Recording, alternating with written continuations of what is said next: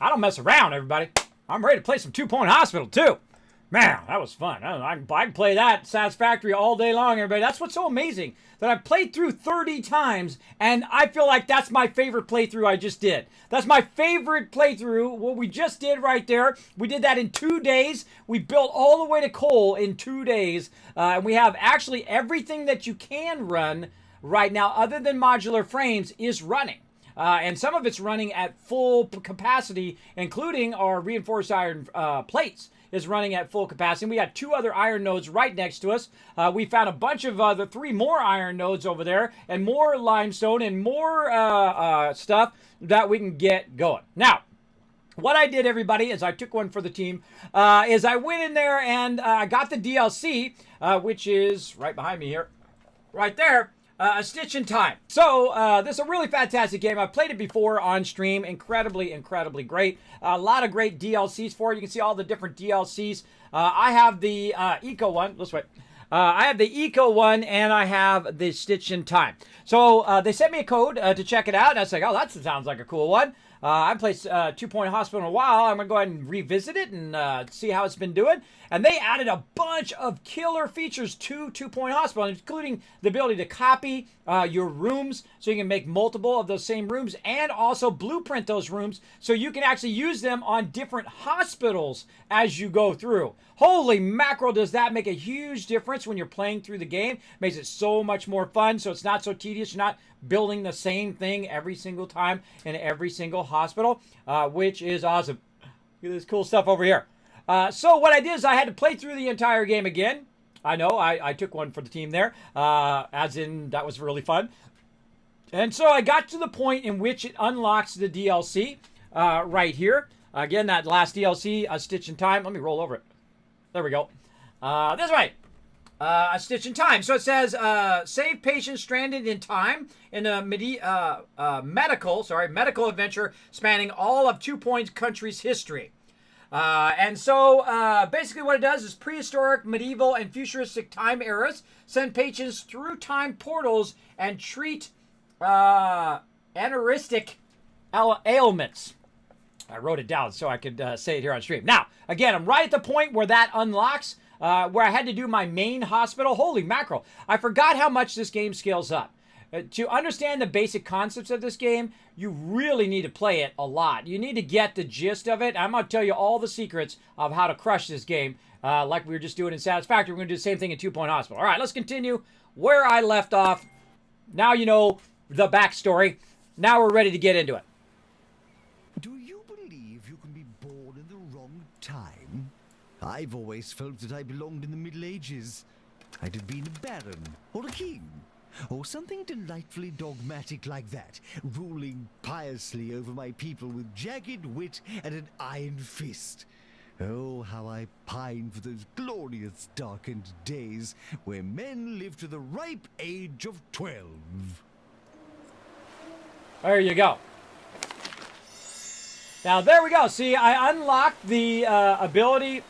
Turn the sound off. There we go. So I unlocked the ability to do that DLC. You got to play through the main training hospital here. And it says, Dear Hospital Administrator, how you doing? What if I told you that you could travel through space and time for a highly competitive price? Now you're saying, what's the catch? Am I right? Am I right? Or am I right? Am I right or am I right? Or am I right or am I right? That's from Groundhog Day. That's awesome. Well, that's the best part, my friend. No catch, no consequence, no questions to ask. I am Captain Yesterday, inventor, entrepreneur, and all-around family man, presenting to you the Yesterizer, patent pending, your one-stop shop for all things today, tomorrow, and yesterday. I'm offering you a one-time only, once-in-a-lifetime, not even for my mother, 100% discount on Journey Through Time. You see, ever since I started rolling these things out, we'd have a few complications, shall we say. We're talking sick people flying out of holes in the ground. Far from ideal. I'm sure you'll agree. If you take care of them, I'll keep selling time machines. Bingo, bingo. We're back in business. And hey, if all goes to plan, I'll even see your own you'll even sell you your own Yesterizer. Pretty neat, huh? Previously yours, Captain Yesterday. There we go. Sounds so much like a scam, doesn't it? I know, huh? You know this is going to go horribly off the rails, and that's what I love about this game. Let's go. All right, continue. Now, This is Mitten University. This is one of the hardest parts in the beginning of the game. And I actually restarted a lot of these levels again and again and again. Because the beginning of a game, I feel is like the most critical thing. Like if you see me play like Stardew Valley or Satisfactory or Fallout or whatever it is, you'll see me play the beginning over and over. Because that's the foundation of the rest of your entire game. So once you understand those beginning mechanics, you can then stack other things on top of that, which makes you more and more advanced. You understand those game mechanics in a deep way. And so I started this over and over again. I tried to be really aggressive with tons of training. It failed. I tried to do a whole bunch of expansion really quick. It failed. I tried to do a whole bunch of other things, and eventually I got to the point where I'm absolutely crushing it. I got 7.6 million in there, everybody. And again, I haven't played this in forever. And again, look at my competition here. Look at this. 3.2 million. Psh. Oh, wait, you can't see it. Oh, my big fat head again. My big fat head away. 3.2 million. Look at this. This is 3.7 right here. Look at this. Look at I crushed all these people. 2,300,000.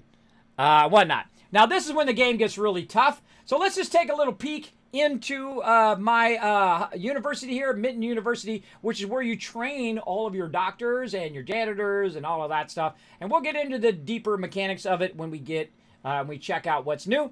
But here's my hospital running. You see, I've got a big front desk. And what's happening is people are coming in the front desk. They're checking in over here. And so they check in. We got a clown guy who needs to be cured. And so they go into the different rooms, right? So they go into what's known as the GP's room here. And that GP will go in and tell them, you know, what their issue is, their illness is. What their illness is. And then they'll go in and they might need more diagnostics. So they might go into a diagnostic room over here, or maybe the x-ray over here, or a bunch of these rooms over here, like the pharmacy and whatnot. You can see some people right there in the pharmacy. He's going to get himself a nice little concoction of drugs here. There he goes. He's going to drink it up, and let's hope he survives. He's good, and I just made $8,400 right there. Making them dollar bills up in here. Now, also what I'm doing in this particular one is I'm also doing research and training. Now, I've got over here a whole bunch of psychiatrists, because people crazy, right there. And then down here, you can see I've got a couple words going. And then down here, we got a bunch of training. For all the peeps that you train, you actually get money. So that's a way of perpetuating this. Now, I've seen a lot of these fail because you go too fast and because you don't know what the focus of this particular level is. And the focus of this level is to train up all of your people. Now, the most usually you have in staff is around, I'd say about 20 or 30 in the early levels. I currently have 111. 111 people who are currently, I'm not kidding, 111 people all getting trained up, looking sexy. Look at this, everybody. I'm going all in. I'm going all in for you guys right there. There's a lot of peeps. Now, down here, we've also got some research going on. And more research over here, unlocking new technologies for us to use throughout the rest of the game. And so that's basically Mitten University, probably one of the hardest things in there. Now, if you see this, getting backlogged, you don't want to see that. You might need to add another pharmacy to get that going. Now, I have some space down here to expand. I got room down here to expand as well. This particular one has also, there's some that are heat and some that are cool that you have to work on as well. Now, that is basically what I've been working on there, but we're here to see a stitch in time. So we're going to go ahead and quit out to the menu. We're going to save and quit. There we go. We're going to quit out to the menu. We're going to save what we've already seen there. And, oh, sorry, I didn't mean to go that far. I meant just to go out. I meant to just click the thing and go out to the map. That's what I should have done. But there we go. All right, so there we go. So we're in there. Now, this is the stitch in time, and we're going to go ahead and do this first one here. Which is clockwise upon time. A medieval town plagued by ruptures in space and time. Now, if you have not seen this game and you like sim games, you should snatch this up. I'm telling you, it is really, really good. It's going to be tough, though. When you get to Mitten Anniversary, it's going to be a struggle. But once you understand the mechanics of the game, it is really, really a fun game to play. All right, let's go ahead and start it. Again, I have not played this at all. I waited for you guys. Let's go. I waited for all of you. Sometimes I'm up to like 6 o'clock in the morning playing that just to try to get past the thing. All right, the past. Welcome to Clockwise and the days of yore. This quaint little town has become a popular spot since the advent of domestic time travel. Who have thought that there would be a serious medical implications involved? Not me. But what are you going to do? All right, hospitals. Hospitals. Rifts in time, we're calling them time portals, have started appearing all over town recently. As you expand your hospital and find more time portals, you'll notice that they get busier and busier as we further dilate local space-time science. Science. Awesome. Okay, now, the first thing we need to do, pause the game. That's the first thing I always do is pause the game, and I evaluate what's going. Whoa, look at this cool town. Look, oh, we're in a castle. Makes me want to build that in Valheim, right? Makes me want to build it in Valheim. Look at that cool church there. Now, we also need to see if there's any plots we can take over. See, look at that. We got plot 8 right there that we can take over. That means there's probably 7 more somewhere. Oh, yeah, plot 7. 6. Oh, yeah, there we go. All right, we got a bunch of other places we can expand our hospital to and make a larger hospital. Now, I always try to find the front door. That's usually the hardest thing to get started.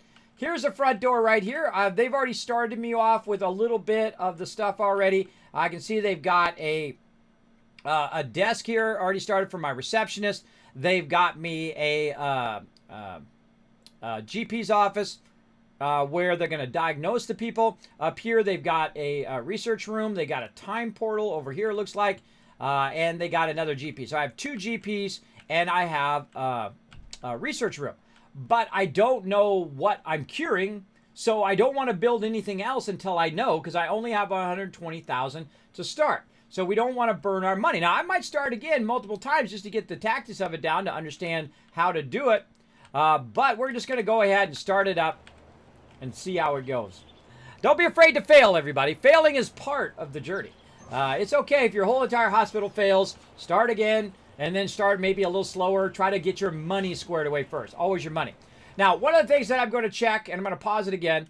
One of the things that I'm going to check, the number one thing in the entire game you need to master is this thing right here under staff, and then way up there in that upper left-hand corner, this little clipboard right here is mastering who's doing what when.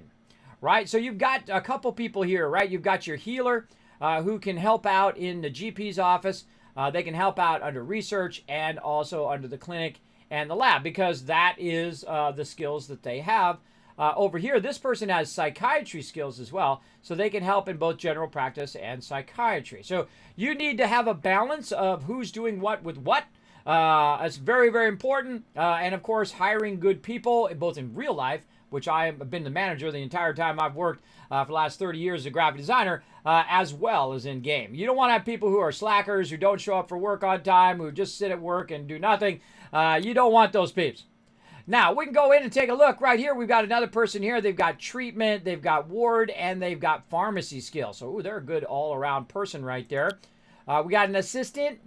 She's got 1 customer service there, better than nothing. And we got no janitors, so we definitely want to hire some janitors at some point. Now, we also want to look around and say, okay, they've already put some plants down. We've already got some benches. We've got a trash can we're going to need. We got some plants in here. Now, why is it important to know the plants? Well, though your janitors go around and they water the plants. Sometimes your people do too, by the way, if they have the right trait. But your janitor's going to go around and do all of that. I love the thing. Can you click the plaque? That's him. Captain yesterday right there.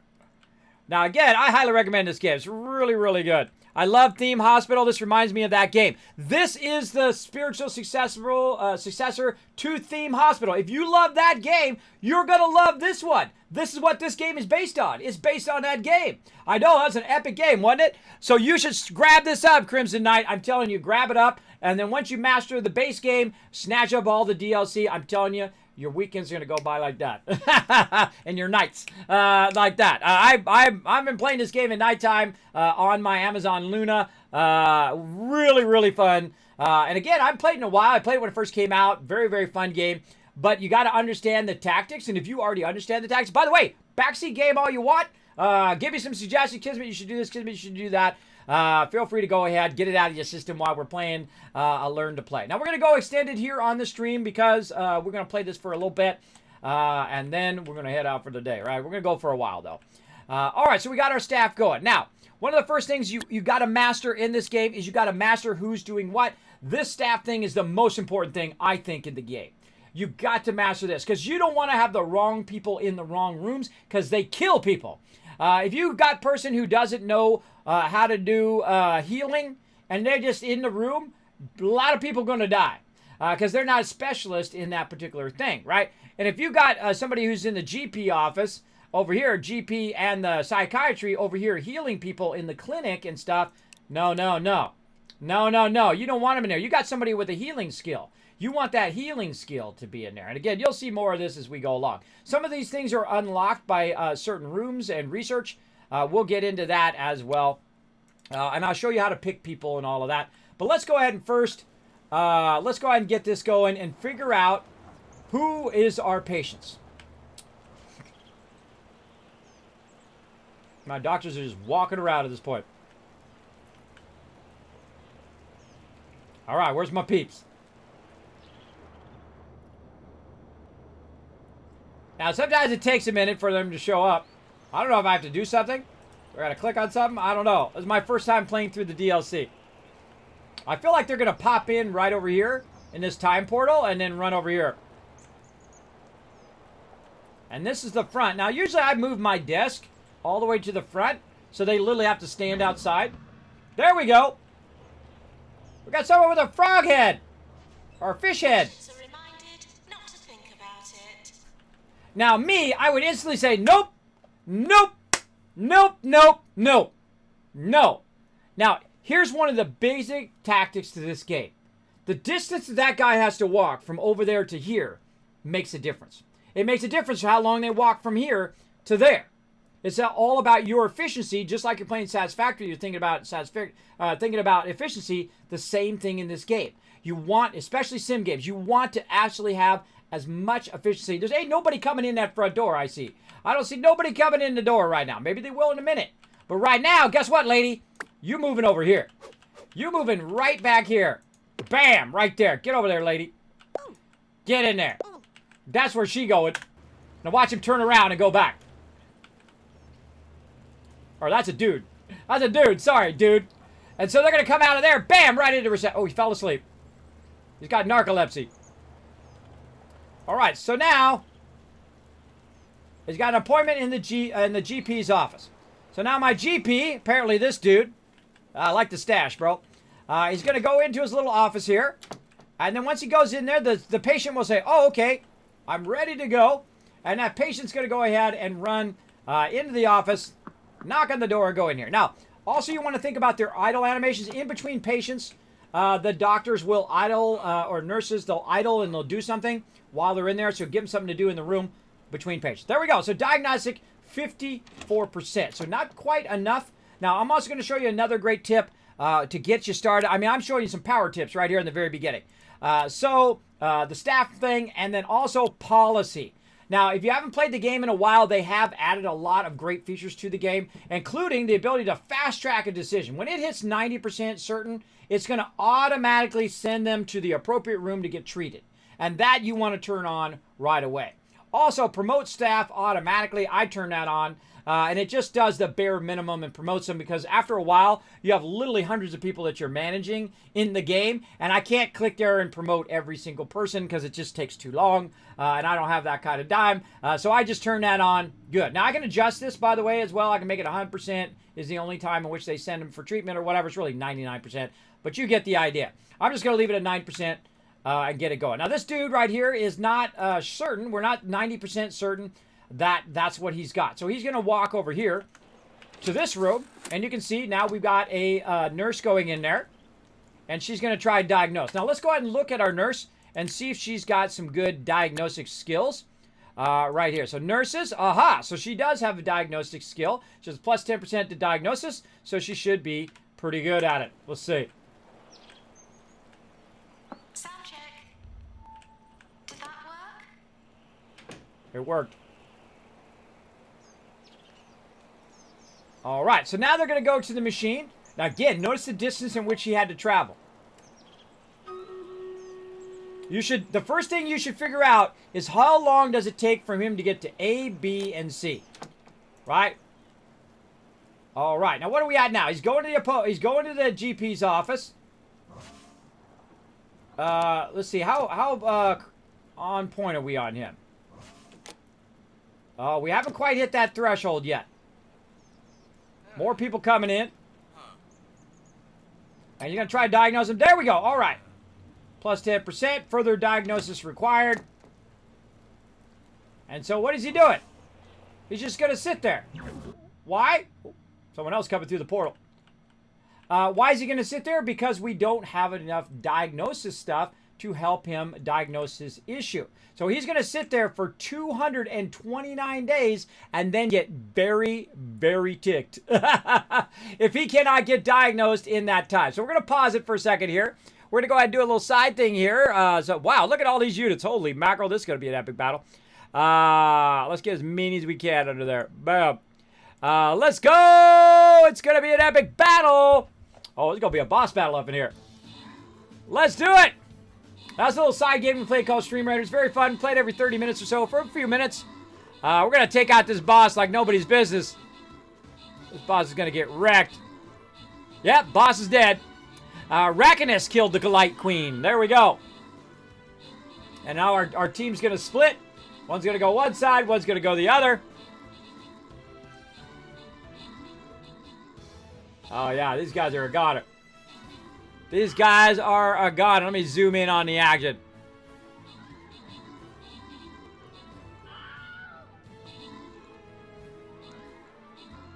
Got one more thing. Got that. And now coming in that upper left-hand corner. Well, 75-1. You think we're going to win? Maybe. Maybe. Let's go. Let's go. We got Prince Kermie coming in. Jet coming in with those epics. Matcher, Subi, Brico, Rotisserie G. Look at all those epics. Blue Kronos with the epic as well. Wow, wow, wow. That was a lot of units right there, everybody. And now you're going to get a lot of loot. Let's go. Let's go. Pick a winner. Let's go. Boom. Eye Matcher, Hair Luna, Blue Kronos getting some love. And Sky Scromshy coming in. Overall MVP. Another boss down. 590 bosses down. Oh, here's our blue chest right here. Oh, low side. Low side to the blue chest. Let's go. All right, we'll put some more battles in while I'm playing some 2-point hospital here. Let's go ahead and put in the Flying Rogue. All right, looks good. Now, back to what we're doing. So this guy, we've diagnosed him as much as we can. But my peeps are not smart enough to figure out what's wrong with this guy. And that's when you need to figure out some of the deeper game mechanics on how to boost your diagnostics and boost your stuff. You can do that by hiring better people who have like double diagnostic skill. Look at that, double diagnostic skill there. And also healing and also GP. So that person could do 3 things at the same time. So they'd be a really good everything person. But we need to check out their other stuff over on the side. He gets hangry all the time. So it becomes nasty when hungry, minus 10% happiness. So while he has a lot of pluses, he's also got a little bit of minuses over here. Look at this. Positive also makes people feel sick. Probably not what you want from your doctor, right? And then nurses over here, we've got, oh, this is a good one right here. Let's hope this person's awesome. They're litterer, but they're positive. So they throw some litter around the hospital, but my janitors can take care of that. And then also very positive, though, so that's good. So we get a boost on 10% happiness for that person. Assistance here, plus 10% happiness. Over there on that one, has potential and is a litterer. Has potential. Green figure is a positive. Now, this person has no negatives. This person is good. Right here. They got 50% learning speed. They like to water plants when they're idle, and they're happier. So this is the person that I would hire over everybody else. Now, the first thing I do when I find somebody I want is I eliminate the other ones by hitting X. Like, I'm not going to hire that person. I do the same thing in real life, everybody. When somebody bring me their resume or something like that and they're disrespectful or rude, right in the trash it goes. Bye-bye. Nope, never going to hire you. So don't be rude to the people who are going to hire you because they ain't going to consider you at all. And they shouldn't. If you're rude to them, whatnot. So let's go ahead and go back here to the doctors. Now, am I going to hire this person? Maybe. This person's pretty epic at the beginning of the game. That's some pretty good diagnostic skill. That's plus 20% diagnostic skill. But I would like it to be more condensed and not have all that stuff. This is going to cost me a lot of money to hire this person. And they got 2 other skills that I'm probably not going to use on them. So kind of a waste of money at the early game, right? So probably not. It's going to be painful to do it, but bye. Oh, it just made a noise. So it got out of there. Oh, look out! D5 came in, just gifted up those skins. Let's see. Pajai got a paladin skin. Talti Sears got a healer skin. EMZRT got a healer skin. Iraq also got a centurion skin, and not too easy for you got a bomber skin. So congrats to all of you. You just got epic skins. What are we at now? Hold on, we must be pretty close.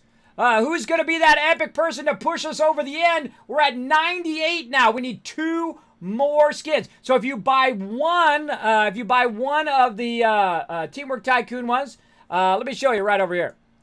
So if you go right in here into the store, and you go ahead and go to skins, and then you say, hey, Kismet, I want to get your skins. You type it in right down here, search for Captain, Kismet, and so if you buy a healer or a tank, my healer and my tank over here, that puts us at 100, and that unlocks Sparkle Dog. Or if someone buys 2 of these, or 2 of you buy 1 of those, and get these epic skins, get your yellow fedora on, then we have unlocked Sparkle Dog, and we're going to get that new avatar, and then you guys have an option for that one as well.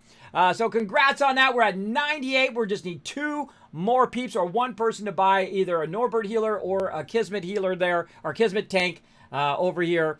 And we got it. We got it. Who is going to be that epic person? I wonder. And the second we unlock it, 10,000 Kizcats in the chat. You'll be the hero of the stream. You'll be the hero. Whoever unlocks that last one. Whoever does it.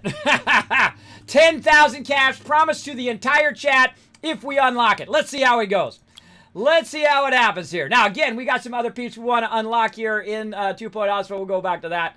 Let's see. So, Doctor, no, not going to do it. Now, this guy over here, let's see. They're positive, but they're nauseative inducing. There's in psychiatry. They already have 1 trait in the thing, and they don't have any other traits that I don't want. If you have what's convoluted traits, you're paying for extra stuff that you're not using, right? It's like buying a car and paying for 4 extra wheels. You already got 4 wheels, and when you need more wheels, you go buy them then. That's why I don't buy peeps I don't need. Like this right now, she's motivated, but this person has more treatment skill, and I would rather have that person in my GP's office than anybody else. Assistant here, really great start here. No negatives. Likes to water the flowers when they're idle, or the plants. That's pretty good. Now, I'll also stop at this point. I'll look at my janitors here in a second. I'll stop at this point, and I'll go look at my staff. Right? Oh, who was it? Who did it? Who is the superhero? Oh, D5 coming in. Get 1 more. Oh, Hot coming in, dropping that Teamwork Tycoon love. Welcome to the Teamwork Tycoons there. Appreciate you coming in there, Hot. Welcome to the stream. Thanks for being here. Everybody show some love in the chat. Or show her some love in the chat. I don't know which, but show them some love in the chat. There we go. So, yes, we're 1 away. Now we're 98 out of 100. They're so close. So close. So we got to get one more Norbert or 1 more with that, and we'll have it. So 1 more regular skin. Oh, we're 99 of 100. Look at this. I'm not kidding. It's such a troll. Look at that. 99 of 100. So we need 1 more skin. Regular skin purchased, or 1 of the Norberts, or Kismet tanks, or Norbert healer. And we'll have that unlocked. I'll send it straight into them. And you guys will get to choose. You guys will get to choose which character, other than the healer and the tank, which you've already got. You'll get to choose which one of those we'll get. So there we go. There we go. Oh, wait. There it is. There it is, everybody. It's going to come through here in a second. There it is. They got the epic Kismet tank healer, or Kismet tank. There you go. You can thank your buddy, your pal, D5 in the chat. And as promised, here it comes, everybody. Hold on. Let me go to my office to give it to you. Let's go.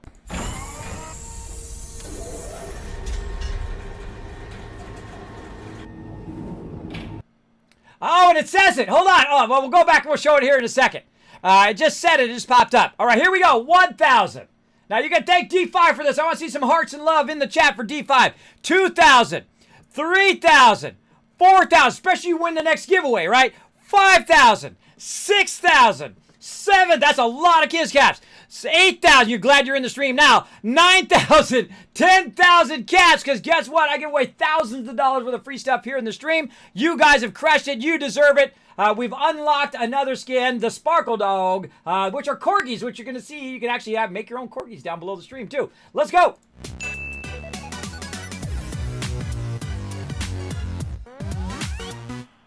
And there we go. And the funny appropriate, that it's actually a dog, because we're going to get Sparkle Dog, who's my English Welsh corgi. She's very excited about it. I'll tell her all about it after the stream. We've unlocked her as a full skin. Now, by the way, you also can configure, look, this is me right here. With my yellow fedora, you can actually make your own corgi using the stream avatars. It's in the panels down below. You can customize your own corgi. They'll run along the bottom here. They can show love. They can super loot. They can sit up on their hind legs. They have all sorts of custom animations done specifically and exclusively for my stream that you can go ahead and enjoy. You can change their hats and outfits and all sorts of fun stuff on them as well. There we go. Paul's doing the point. The fun thing that she did the thing that Sparkle Dog does when she points or when she does it, she gets up on one paw and she goes, "Who's that? Who's there?" She does that. It's pretty funny.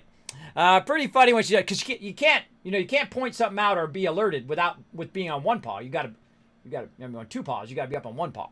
That tells you that you're alerted. So there we go. We unlocked it.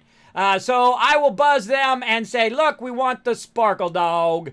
Now again, I'm going to put a survey. And I'm going to put that survey on my Discord. So take a moment right now, go onto the Discord, click the link over there, because I'm going to need your guys' feedback. I'm going to go in there, and I'm going to make it so you can go ahead and choose on a survey which one of the units you want Sparkle Dog to be. Now, the biggest consensus right now is Barbarian, but you can choose another one, and whatever the consensus is, that will be the one. All right?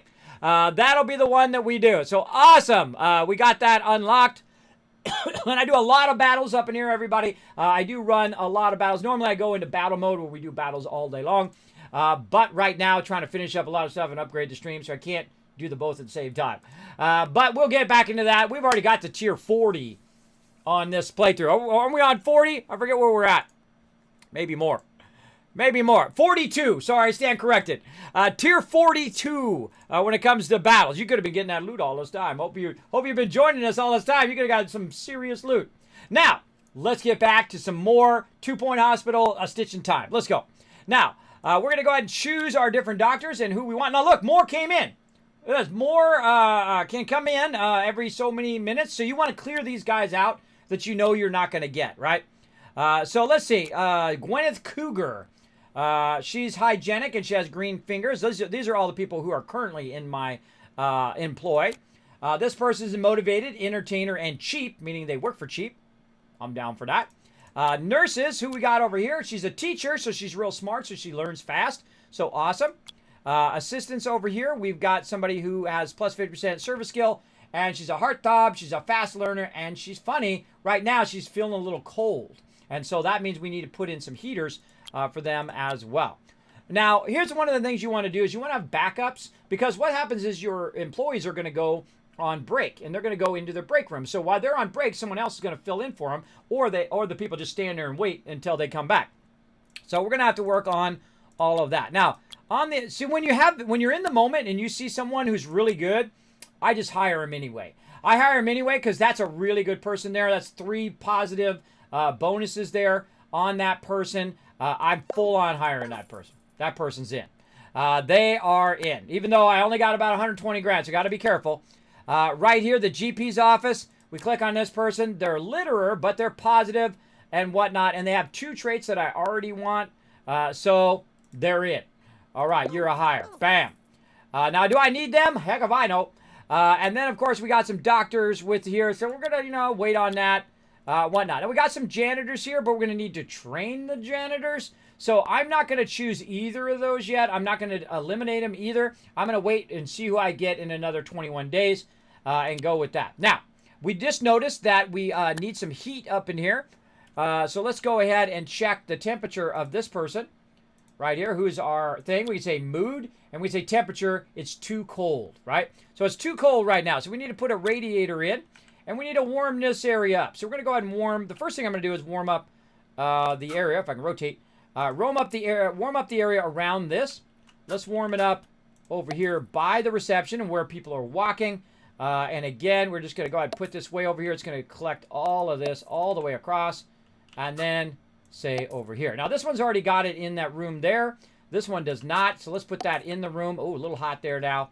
We'll work on that. Over here, this one's already got it in the room. That's not a real well-placed thing. I would put that more like right there. And there we go. So now we got the heat also on the outside in the lobby area as well as in the inside. But that did cost me money, so watch out. Diagnosis decision. One of our patients, Hugh Backweedle, has been sent to all of our diagnosed rooms, but only 88% sure. So you can make a call on it of the diagnosis. We can ask them to wait until they have more diagnosis rooms, or take the risk and treat them anyway, or send them home. What do you want to do? Now, I can go ahead and choose, or I can just say, you know what, I don't want to choose right now. And I just X out, right? Now, I don't know what their treatment is, right? I don't know what it is. So we need to go ahead and click on them and say, what do they think it is, right? Time sick, diagnostic certainty. But what is it they're diagnosing this person with? They're comfortable now. What are they diagnosing with it is? It doesn't actually tell you, right? So I can send for treatment. I can open the message, which is this message that goes along with that, or I can just send them home and say, never mind, too bad, too sad. I'm going to go ahead and send him for treatment just to see what kind of treatment that they think he needs. Let's go. All right. And then it says pharmacy required, right? So now we need a pharmacy. Now, I already made a bunch of rooms and stuff, and you can see I got a bunch of blueprints of various different rooms that I have done. I'm going to use those later. I'm not going to use those right up in the very beginning because some of that stuff is expensive as well, $6,000, $5,000, $20,000. We're going to start from scratch so you can see as I build the buildings so you can understand what I'm doing as opposed to me just jumping in through the middle, all right? So this guy needs a pharmacy. Now, if they're going to be coming in over here and they're going to be talking to this guy, right, and then they're going to need a pharmacy, well, I want it to be as close to this dude as possible. So I can go ahead and set where I want it to be. By the way, you can place stuff in the middle of the room. There ain't no reason you can't put it in the middle of the room. But right here is the doorway for this. So this is blocking this. Now, I can go in and say, you know what? I don't like the layout of this room. The layout of this room sucks. Let's go ahead and move this over here. Let's go ahead and try to do this. Oh, we can't do that because there's a window in the way. Let's take the window out. Let's go ahead and put the door in and say that layout sucks. I would rather go here and then go into here, right? And then I'd say, hey, let's go ahead and also move this over here in case they want to sit. Let's move their bench right over here. So they can sit over here out of the way. Now, actually, I'd probably do something more like this, where they're really close to the doorway, and they got something to read. Now, the reason why I'm doing that is because right now, there's a real nice spot right there for my pharmacy. So I'm going to go ahead and say 3x3 pharmacy, because that's the minimum size you can do. And then, oh, no, wait, sorry, my bad. That was not, I was doing this. Hold on, take that out. Put that back in. I was editing the room. I have to finish editing the room first. So we're going to go ahead and say pharmacy. And I'm glad we hired that pharmacy person now, right? And there we go, 3x3. And it tells you what the minimum is when you go to build it. And so I can put it right here. But the door must join a corridor. So you got to put it over here like this. This item's in the way. Even if we move this, sometimes you can't put it down. And sometimes you can. Sometimes you can get away with it. Now, why do I want to do that? I want to do that because when they come out of here, they can go right into there, right? Right into there. We'll go ahead and move this to the other side. And we don't want to block the door. See, that's blocking the door. We don't want to do that. We can just go ahead and set this either here, or we can just set it in the middle of the room right there. Right over there, out of the way, where it's not blocking too much traffic. People come and go. They can get up from here, and they can go over there without being obscured. Now, another thing we can do is also move this over here off to the side and rotate it off over here as well. Now, another thing I can do is say, you know what? I don't want to do any of that. I want to go ahead and create a queue right here in front of the room and add another bench eventually after I'm done modifying this room, and add another bench over here and just have them all facing this way so they get up, and then either of these rooms they can sit here and wait. Okay, so we got to get back to our room. Now we need our drug mixer. Now I'm about to tell you the key to this entire game. You ready? Take a minute. I'm about to tell you how to crush this entire game. It's all about walk distance. Walk distance. So when they're walking from this building over here, it should be as minimal as possible. When they're walking through that door, you want them to come through that door and stand right at this machine as quick as possible. So if you go ahead and do this, it's going to be back just a little bit. But if you hold down control on the PC, see how it moved up a little bit? That seems like it doesn't make that big of a difference, but it absolutely does. Because it also gives you more room in the room to upgrade the room and add things to the room. Now, one of the things we want to add so that this diagnosis and treatment goes better is our medicine cabinets over here. Now, these are fairly expensive early game, but we're just going to go ahead and throw a couple of these babies in here. Now, again, notice how they offset like this. You hold down control. You can get these nice and close together. And we can just go ahead and throw a bunch of these in there. Notice that our prestige level went up like that. And we can't quite get that last one in there, but such as it goes. Then take them and turn them like this. Hold down control. And line them up and face them toward each other. Like that. Now, we left an opening here at the end, but what I would suggest to do is not do that at all. I can pick this up and right-click it. I can get rid of this as well. Move that back into place. And so on. So I go ahead and take these back out by left-clicking, then right-clicking. I would actually move this to this side, like this. Now, again, these rooms, depending on which orientation you have, which way it's going, and all of that will make a difference. Let's just do this. There we go. And so we're going to move it this way. Now, the NPC that works in here, the nurse or doctor or whatever, whoever it is in that particular room, needs to have a clear path to be able to go to that dresser and open up that dresser, right? And so we're going to go ahead and line this up like this. So they'll have a bit of a hallway that they can go down where they're not obstructed to do this. And this is a really great technique for a whole bunch of different stuff you add to the room. So right here, see, they've got a walkway. So if they're over here on the machine, and their side is just the little side where you pull the crank. And so once they're done there and that person leaves, then they're going to go do some idle animation, right? Like go and check their medicine cabinets or whatever. And so you want them to be able to get to that spot. Now, if I put something back here like that, and they're not able to get back to it, then it doesn't make any difference. It's not going to help you in the game. Like right here, if I try to put this down, I'm not able to put it down. And the reason why, because it intersects with this, potentially, or whatnot. So moving that just a little bit, like this, moving that forward just a little bit, and be able to put that down, will allow you to put stuff behind here maybe, right? So you can maybe fit that stuff in. Now me, I would go ahead and flip it this way, like that, if we can, and try to sneak that in there. It doesn't look like it's going to let me. Like that. Now, also, if you're being obstructed, you can also rotate this like this. So you have an opening, and then you can go ahead, try to put that in. Again, if it doesn't give you the ability to put it in there, just keep rotating it until it does. Right? See, now we go like that, and so on. And then we go like this. Oh, wait a minute. Oh, we can't get that in because it's in the way. Now, me, I would turn this way.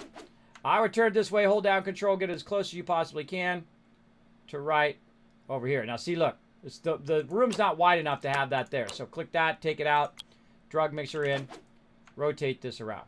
Now, one of the things that you have to do in this game, which really does need to be worked on, is if you want the prestige of the room to be up, you basically have to spam the room. And I've unlocked a lot of these things as I'm playing through the game, like the medicine cabinet and a bunch of other stuff you'll see me use. But I have like a staple that I put in every single room. And that is these medicine cabinets, if I can, because they help with your diagnostics and treatment. This is a treatment room, so you definitely want to have that +1 treatment. And so this is +5, 10. This is +10% on your treatment. So that's really, really nice.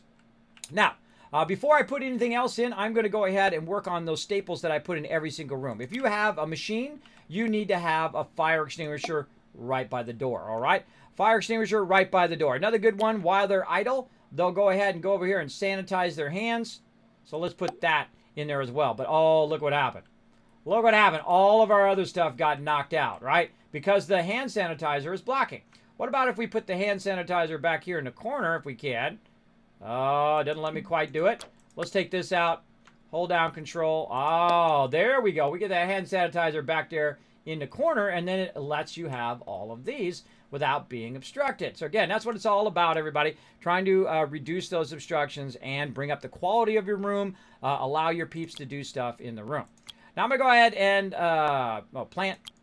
put a plant in here. Now again, if I put the plant in there, it obstructs it. We don't want to do that. Now, one of the things we can do is just say, you know what, I'm going to take that out. And then it's not obstructed. They can walk through there. They're fine. They got the plant. Now, I usually put the plant right by the door. So the janitor is going to come in and water the plant. Just comes in, waters the plant, and then leaves, right? Again, that walking distance is vitally important to the success of your hospital. And so another thing I'm going to do is I'm going to go ahead and put a coffee maker in. Now, I like to couple my coffee maker here. And I'm going to get as close as I can and see if I can squeeze it in there. I don't think I can, but I'm going to try. I try to couple my coffee maker with the sweets. But maybe I can go ahead and put the sweets up here. And then take the coffee maker and try to squeeze it in here somewhere. Oh, not quite that way. How about facing this over here? Let's go see if we can get it facing.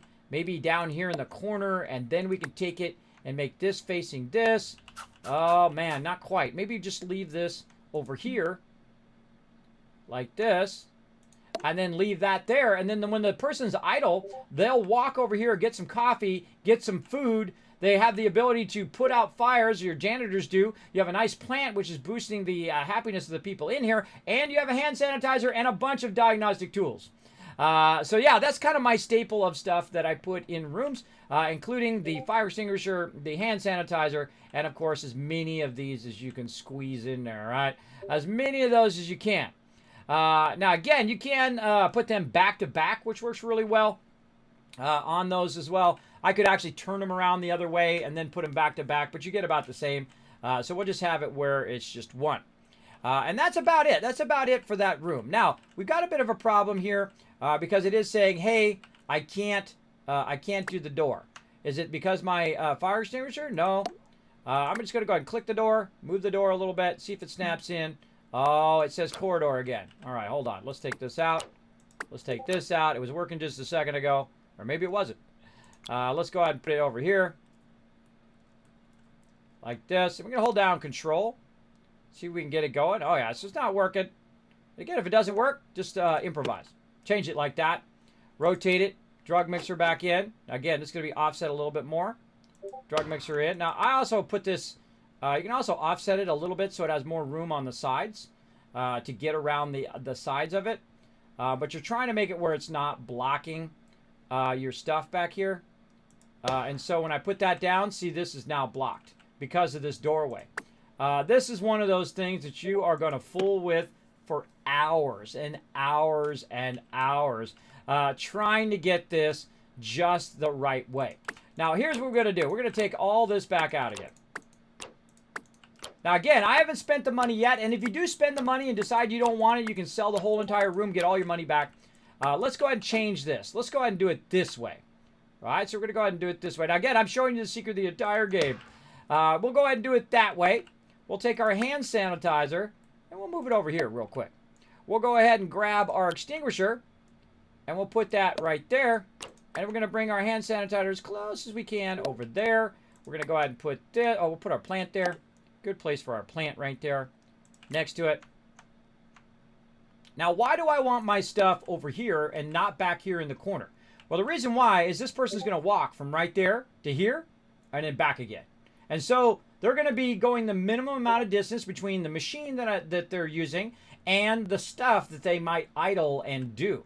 And so we want them to stay right over there. Right? And we're going to go ahead and put our sweets in here. Maybe we can squeeze it in here. Let's see if we can squeeze that back in there. Maybe just a little bit more right on that plant. Come on, baby. Maybe not. Maybe a little bit more right on that. Again, I'm holding down control to try to squeeze that in. Oh, let's give me another one. There we go. Trying to squeeze that as much of that stuff in there as we can. Squeeze in those plants. And so on. Again, remember, you can backseat game all you want. If you're like a super player of this game, go ahead. Now, I'm just going to bring it forward just a little bit. Like so I can squeeze that in next to that. And then she's going to use all of this stuff. right there. And we also got our fire extinguisher for our stuff. Now, you're probably going to guess what I'm going to do next because you already saw me do it just a bit ago. And that is to try to boost the treatment of this particular room. So I'm going to go turn it around. Uh-oh, we got that problem again, right? So let's go ahead and turn it like this. See if we can get that in there. Oh, can't get it in that way. Oh, wait a minute. What about this wall? This wall is a pretty good wall. Let's go ahead and do this wall over here. Squeeze in as many as we can. Like this. Now, we can make the room bigger, by the way. You can do that as well. And so we'll go ahead and oppose these to each other like we did before. Holding down control to maximize how many of those babies we can get in there. All right, very nice. Now, if you notice back here, we don't have the ability to put anything back here because it's obscured by the machine here. So we can actually take the machine and try to turn it. And that's going to make it a little further away from the thing. But what it's going to do is allow us to go ahead and slide another one of those in there. Right, maybe if we turn it around, we get another one. Maybe on the back side. All right, now we're looking good. Can we get another one? Oh, my God, another one. All right, now we're looking good. How many we got? 4, 8, 9, 10, 11. We got more than we did before, right? We squeezed it in there. And this is what this game is all about. Maximizing your bonuses in your room is vitally important. Now, I'm going to show you how to get Prestige 5 Easy Mode. You ready? On every single room that you do. Here we go. Now, what you do is you unlock these little awards here, and then you can take these awards, and what people do is they just spam them on the wall, and that's what we're going to do, because we got a lot of awards here, because we're the best, bro. We're the best. I'm holding down control, and I'm just going to go ahead, and we've got a Prestige number 4. Can't quite get it into. There we go. And then we're just going to run these across here and boost the heck out of this room. Now, I don't know if this is really like, you know, the greatest way of doing this. I feel like they should give you a bit more variety and instead of just spamming these things. But they are really super effective to boosting your prestige, and they go on the wall. The fact that they go on the wall is the fact it gives you a lot more space because you're using your wall space. There it is, Prestige 5. Because it uses your wall space. Right, so that's pretty sweet. I'm liking that. Pretty rock solid. Let's go ahead and say go for it. That's going to cost me $23,000. That is 1/4 of what the money I already have, but it's going to diagnose and treat my people better. So let's go ahead and do that. Oh, we got some invalid items. Hold on. Hold on. We got some invalid items over here. We got to figure out what we're doing with those. What do we got? We got a plant that's being blocked and whatnot. Oh, boy. All right. So let's go ahead and take this one out. See if we get at least 10. I try to get at least a minimum of 10 in there. To give at least a 10% boost.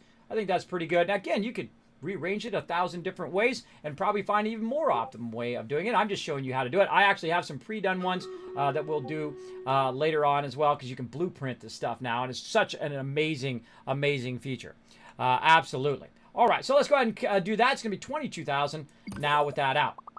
Okay, now what I always do after I do it is I click on it and make sure it does say level 5. Level 5 is the highest level you can get to. It is the ultimate in prestige, and thus it's going to make your people who work in that room very, very happy, right? You want those people to be super happy in there, so they're happy to work there, and then you want to have a boost in them because they're happy, and then also a boost in your diagnostics, especially in this room. Now, we're going to go ahead and do the most important thing that we always do, and that is go right in here, job assignments. Very important, the clipboard right up there in the upper left corner. And we're going to say, all right, who do we want to be in this room? We've got one person right here who's got some pharmacy skills. They have got also some skills. Oh, look out, Jink's coming in with the hose. Thank you very much, Jink. I appreciate that. And they've also got some diagnostic skills there. And they also got treatment skills. So this one actually has 3 skills that could actually work fairly well in this room if they did diagnostics. How do you know if they do diagnostics or not? Because when you click on the room, there'll be an option right here to do treatment and diagnostics, or just treatment or just diagnostics in that particular room. And so if you don't see it, it's a dead giveaway that it only does the one thing, which in this case is the treatment, right? So we don't really need someone who knows how to diagnose stuff in this room. I would rather have them as more of a backup, but we're going to use both of them, actually. We're going to use them to switch in and out of the room, and we're going to tell them, hey, you're not going to do anything else here until I tell you to do it. until I tell you to do it. That's going to make them not go and work in any of those other rooms. We don't have any of those rooms yet, but I also want to make sure this person's going to do the ward, and this person also will do diagnostics. But the most important thing you're doing there is not telling the people what to do. You're telling the other people not to do that thing. I do not want Robin over here to be diagnosing people. Why? Because the other person has a boost to it and they're going to do a much better job, which means it's going to get diagnosed faster, meaning it can get to the appropriate room that I needed to get to. So instead of her being in the pharmacy, she could be in the diagnostic room doing that instead. So I can tell you, don't be in there. Let the other person do it. You go and you do the diagnostics so we can get those people through as fast as possible. This is the key to the entire game. This right here. What I did right there for the rooms, and then also for this staff thing. Mastering your staff management is the most important thing. Absolutely. And there we go. There's a lot of other stuff I'll tell you later on as we go too. Now, we need a janitor as well, and we just need a general janitor right now. So we're just going to go ahead and wait our 21 days to get the janitor and see if it builds up too bad. We'll see. Now, let's go ahead and press spacebar, and it's going to go ahead and start again. It's going to knock everybody out of that room. And so we're going to go ahead and choose to go ahead and send this dude for treatment. Let's go. Send for treatment. Go. And so now we've chosen to take the risk. We're 80-something% sure. And we're going to tell this guy to go for treatment. Now, the second that happens, someone will go into the pharmacy. They'll do some idle animation. And then the person will come in. And then they'll go in and they'll do their stuff. See, they got to be able to walk around in there. And let's watch what happens. Potentially going to die. But we'll do that battle here in a second, everybody. Let's see what happens. I always like to watch the first one. Cursor, stop it. Always like to watch the first one. Survey says... Attention, please urinate accurately. Oh, that's a win! We got rid of their fish face! Yay! All right. Diagnosed decision. Again. Here we go. So we got another one. Angela Backwheel. Or maybe the brother of that person. Angela Backwheel over here. Let's go ahead and take a look. Angela Backwheel, they're a certain percentage certain of that. Let's go and see what percentage. 82% certain. You know what? Center for treatment. Let's go. Let's go. Now, we also need a ward in here. Some people are suffering, and that's why I have that other person who is a ward person. And I'm just going to tell them to wait right now. I'm going to tell them to wait. It's going to take $7,500 to build it. Now, we need to find a good place for our ward. We've only got this little area here and whatnot. We got 2 GP offices. I don't know what's up with that.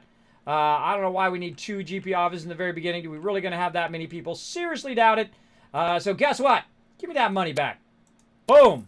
Bye-bye, GP office. I'm going to have just the one GP office here because what I want to do is put my ward here. And I'm going to put a pretty big size ward here. So I'm going to lift this up. I'm going to say, dude, you don't sit over there. That's where my ward's going to go. And right here.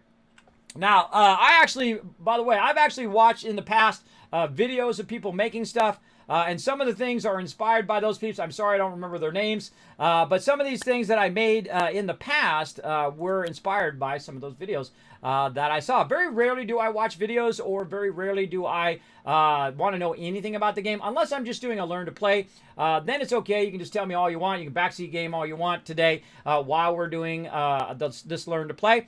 And so one of those things is the ward right here. So I can go in and I can make a ward just like that, without ever having to make it. Because it's already been blueprinted. I had already made it before. And so I saved it as a blueprint. Now, of course, I've got to make it fit in here, because it's absolutely ginormous. And where would it fit best? Right there. Now, the cost of this is going to be about 20 grand, which is going to be totally worth it, everybody. So what do I need to do? I need to take these people, and I need to edit this room, and I need to move them the heck out of there. And so this room is, I hate these awkward looking rooms like this. I don't like them to be like that, but we're going to put that right there. Boom, that's going to knock that guy out of the way. And then we're going to try that again. And you're like, well, Kismet, how'd you make that room? Well, I made it, and then I went in and I saved it. Now, I have one for later, which is worth 30,000. That's a little much for what we need right now. Let's go ahead and do a starter one first. And again, I love the blueprinting. If you have not played the game in a while, this blueprinting alone is worth it. Playing it, or if you've never played it, it's definitely worth snatching up. I would definitely at least snatch up the DLC if you have played it before, because it's really fun so far. And, of course, snatch up the 2 Point Hospital itself. Incredibly good game. Okay, there we go. So we're just going to build the ward. It's already ready to go. I've already built it out before, but I built one for scratch so you can see that. And then I'm just going to use my kind of pre-made rooms here that I've made previously and saved. So now what happens when you put a new room down, though? Here in your staff is now going to go ahead and work in that room. So she's going to work in the ward, and she's going to work in general diagnosis wherever she's needed in the moment. And so we're going to need more people. So let's go look at our nurses first. Let's see who we got. Oh, we got this lady still, right? So she can help out in the pharmacy when the other person's not there. Now let's go ahead and check it out. Hygienic, class count, wakes at dawn. So he's an entertainer, and he's hygienic. All right, I'll hire that dude. Let's go, bro. Boom, in you go. And then immediately go to staff.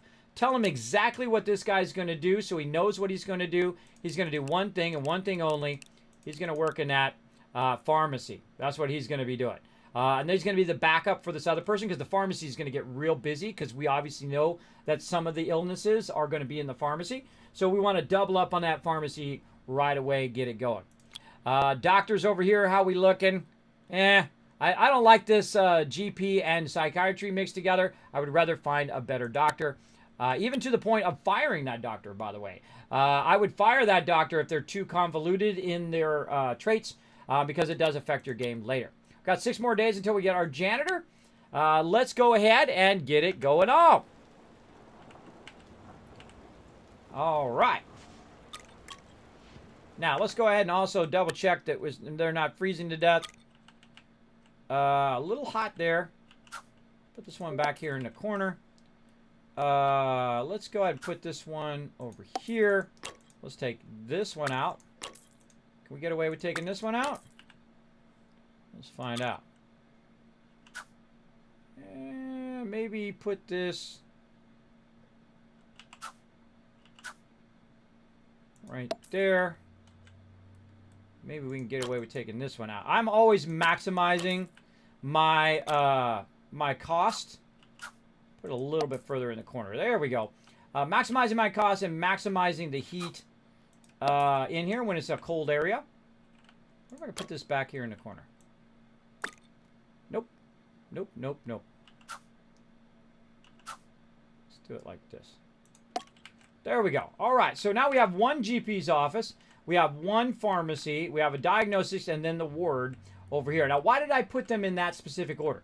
First, potentially second, but most likely this is going to be second, and that's going to be third. So now, what do? We're like, oh, wait a minute, this is not really in order. So I'm going to go ahead and pick this up. I'm going to edit it. I'm going to move it over here temporarily. Now, it's going to block my ability to put it down, so I can't put that there. I can't put it here. I got nowhere to put this, right? And I'm going to hit right mouse button. I'm going to say cancel. Never mind. I don't want to do it. I don't want to do it. Now, my diagnostic area over here sucks. So you know what I'm going to do? I'm going to say, you know what? That diagnostic room sucks. Get that out of there. Get that out of there. Let me go ahead and take this and now be able to move this over to this side. There we go. And we'll sell any items that are blocked out of the way. There we go.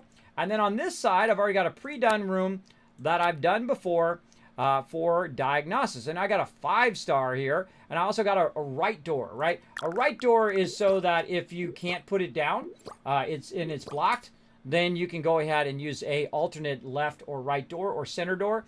You definitely want to make alternates or multiple of the same thing. So let's go in here and let's just do the 5-star right here and see if we can just, oh, that is perfect. That is perfect right there. Do that. Now, for some reason, it sells some stuff randomly depending on how you have it rotated and where you have it in the thing. I feel like that's a bug in the game. But I always double check that it does say 5-star. So here's one of the things. You can click on the door and then it will tell you, see, it's a level 4 now. So it took away my 5-star rating. That's messed up, bro. So I want to go in there and I want to get my 5-star rating again. So I can get my gold star award. I can look on the walls here. Maybe I can put some back here behind here. How about that? I like putting these by the patients. And then also by the people who are working over here. Because it does boost their dealio. I'm going to put that over that. There we go. And I'm just going to go until it says 5-star. right there, or 5 prestige level 5. And then that's it. You don't need to waste any additional money because you don't get any additional benefit out of that. And now we got a really nice diagnostic room. And you saw me do this earlier where I added all the medicine cabinets.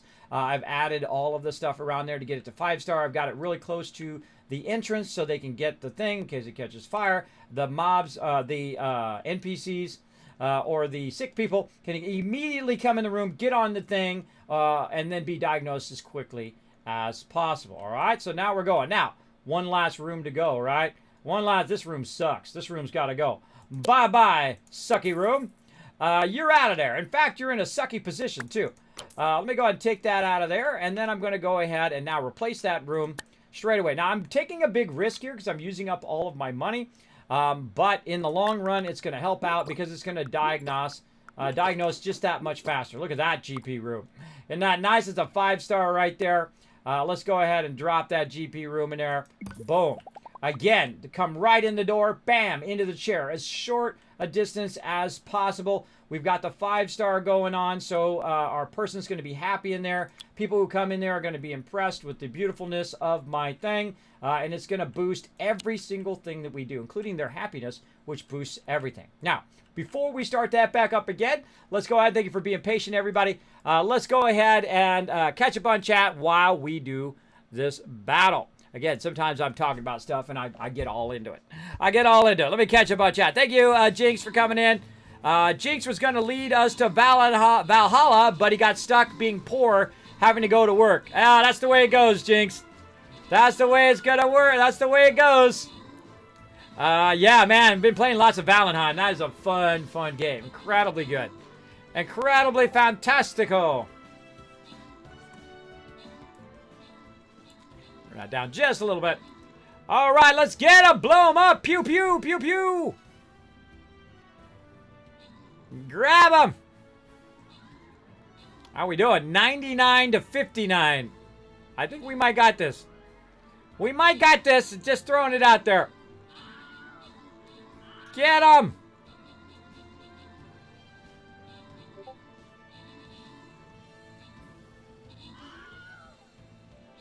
Get him. Oh, man. We rickrolled him. Rolled right over him. Let's see. Open the captain's chest. There's a puppy here. Sparkle, come here.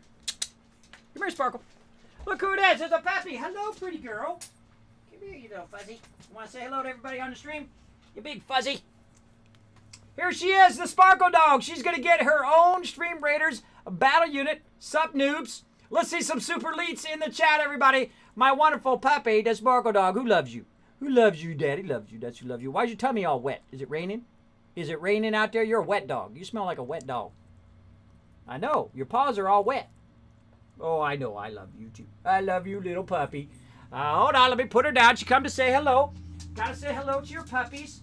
Appreciate your pets, everybody. Appreciate your pets and love on them. They're there to show you some love. That's all they care about, is you showing them some love. Sparkle Dog. Good little puppy. Hanging out with me. All right, so let's go ahead and give you guys some love. Let's see. Hots, Atoll. We got Blue Chronos coming in, getting some love as well. And Ludicrous. Lucius Sintras. Hello, I get that close to right. 25 kills, MVP.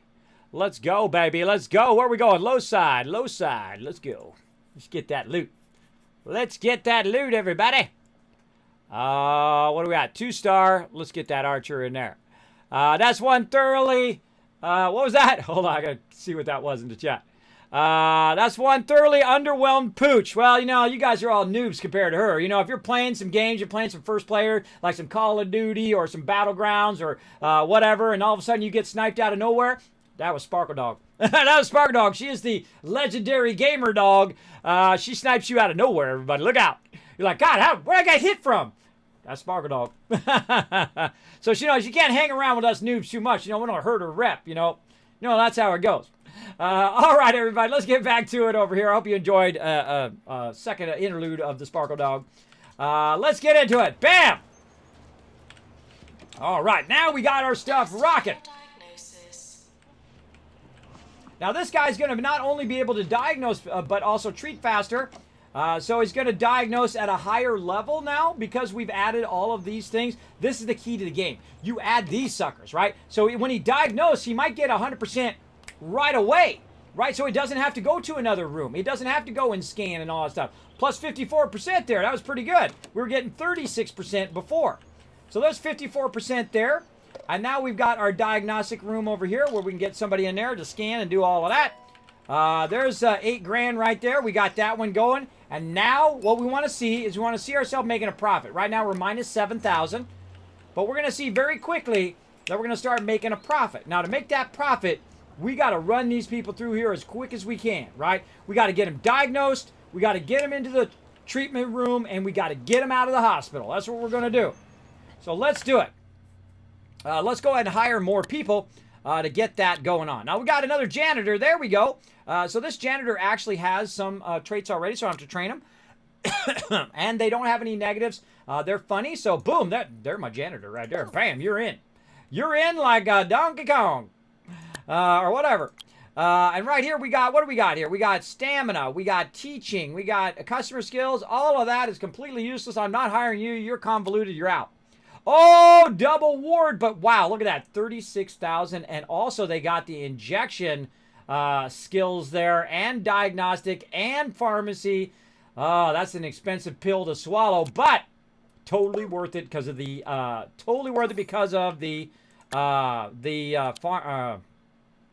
thing. Brain, come on, work with me.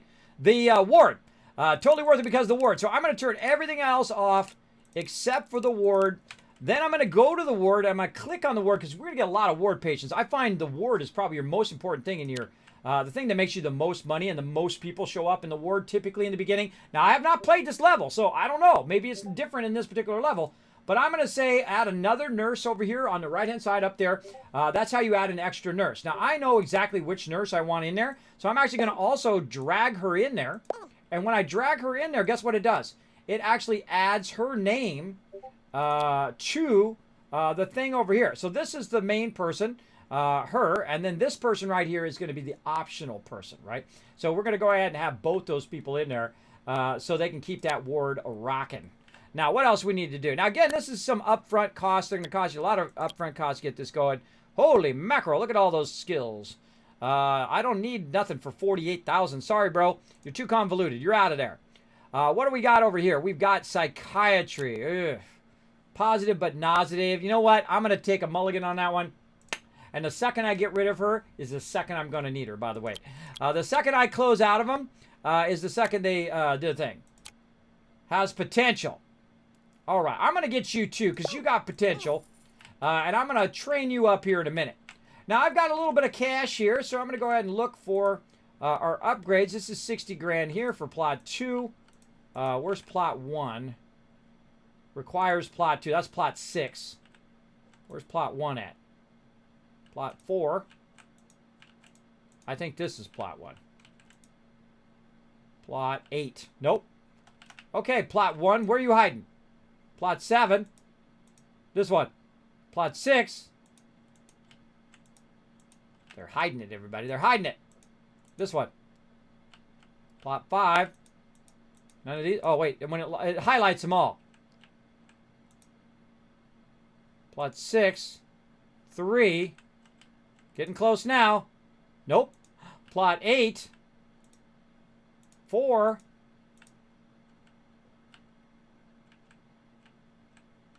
What the heck? Is it way out here?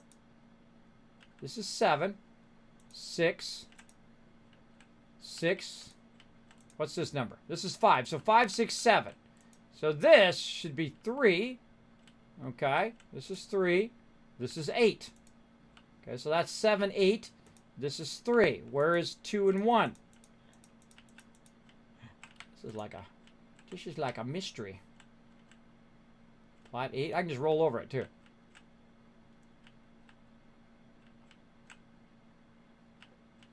Is it out here? Is it outside town? Now again, I've never played this level before, so I have no idea. And you can see they're highlighted.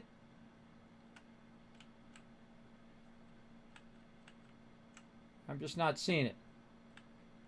Plot 4. Plot 5. 6, 7. Is it just me? Maybe these count as 1 and 2. I bet you these are 1 and 2, and that's 3. And then this, that's 3. This is 4, 5.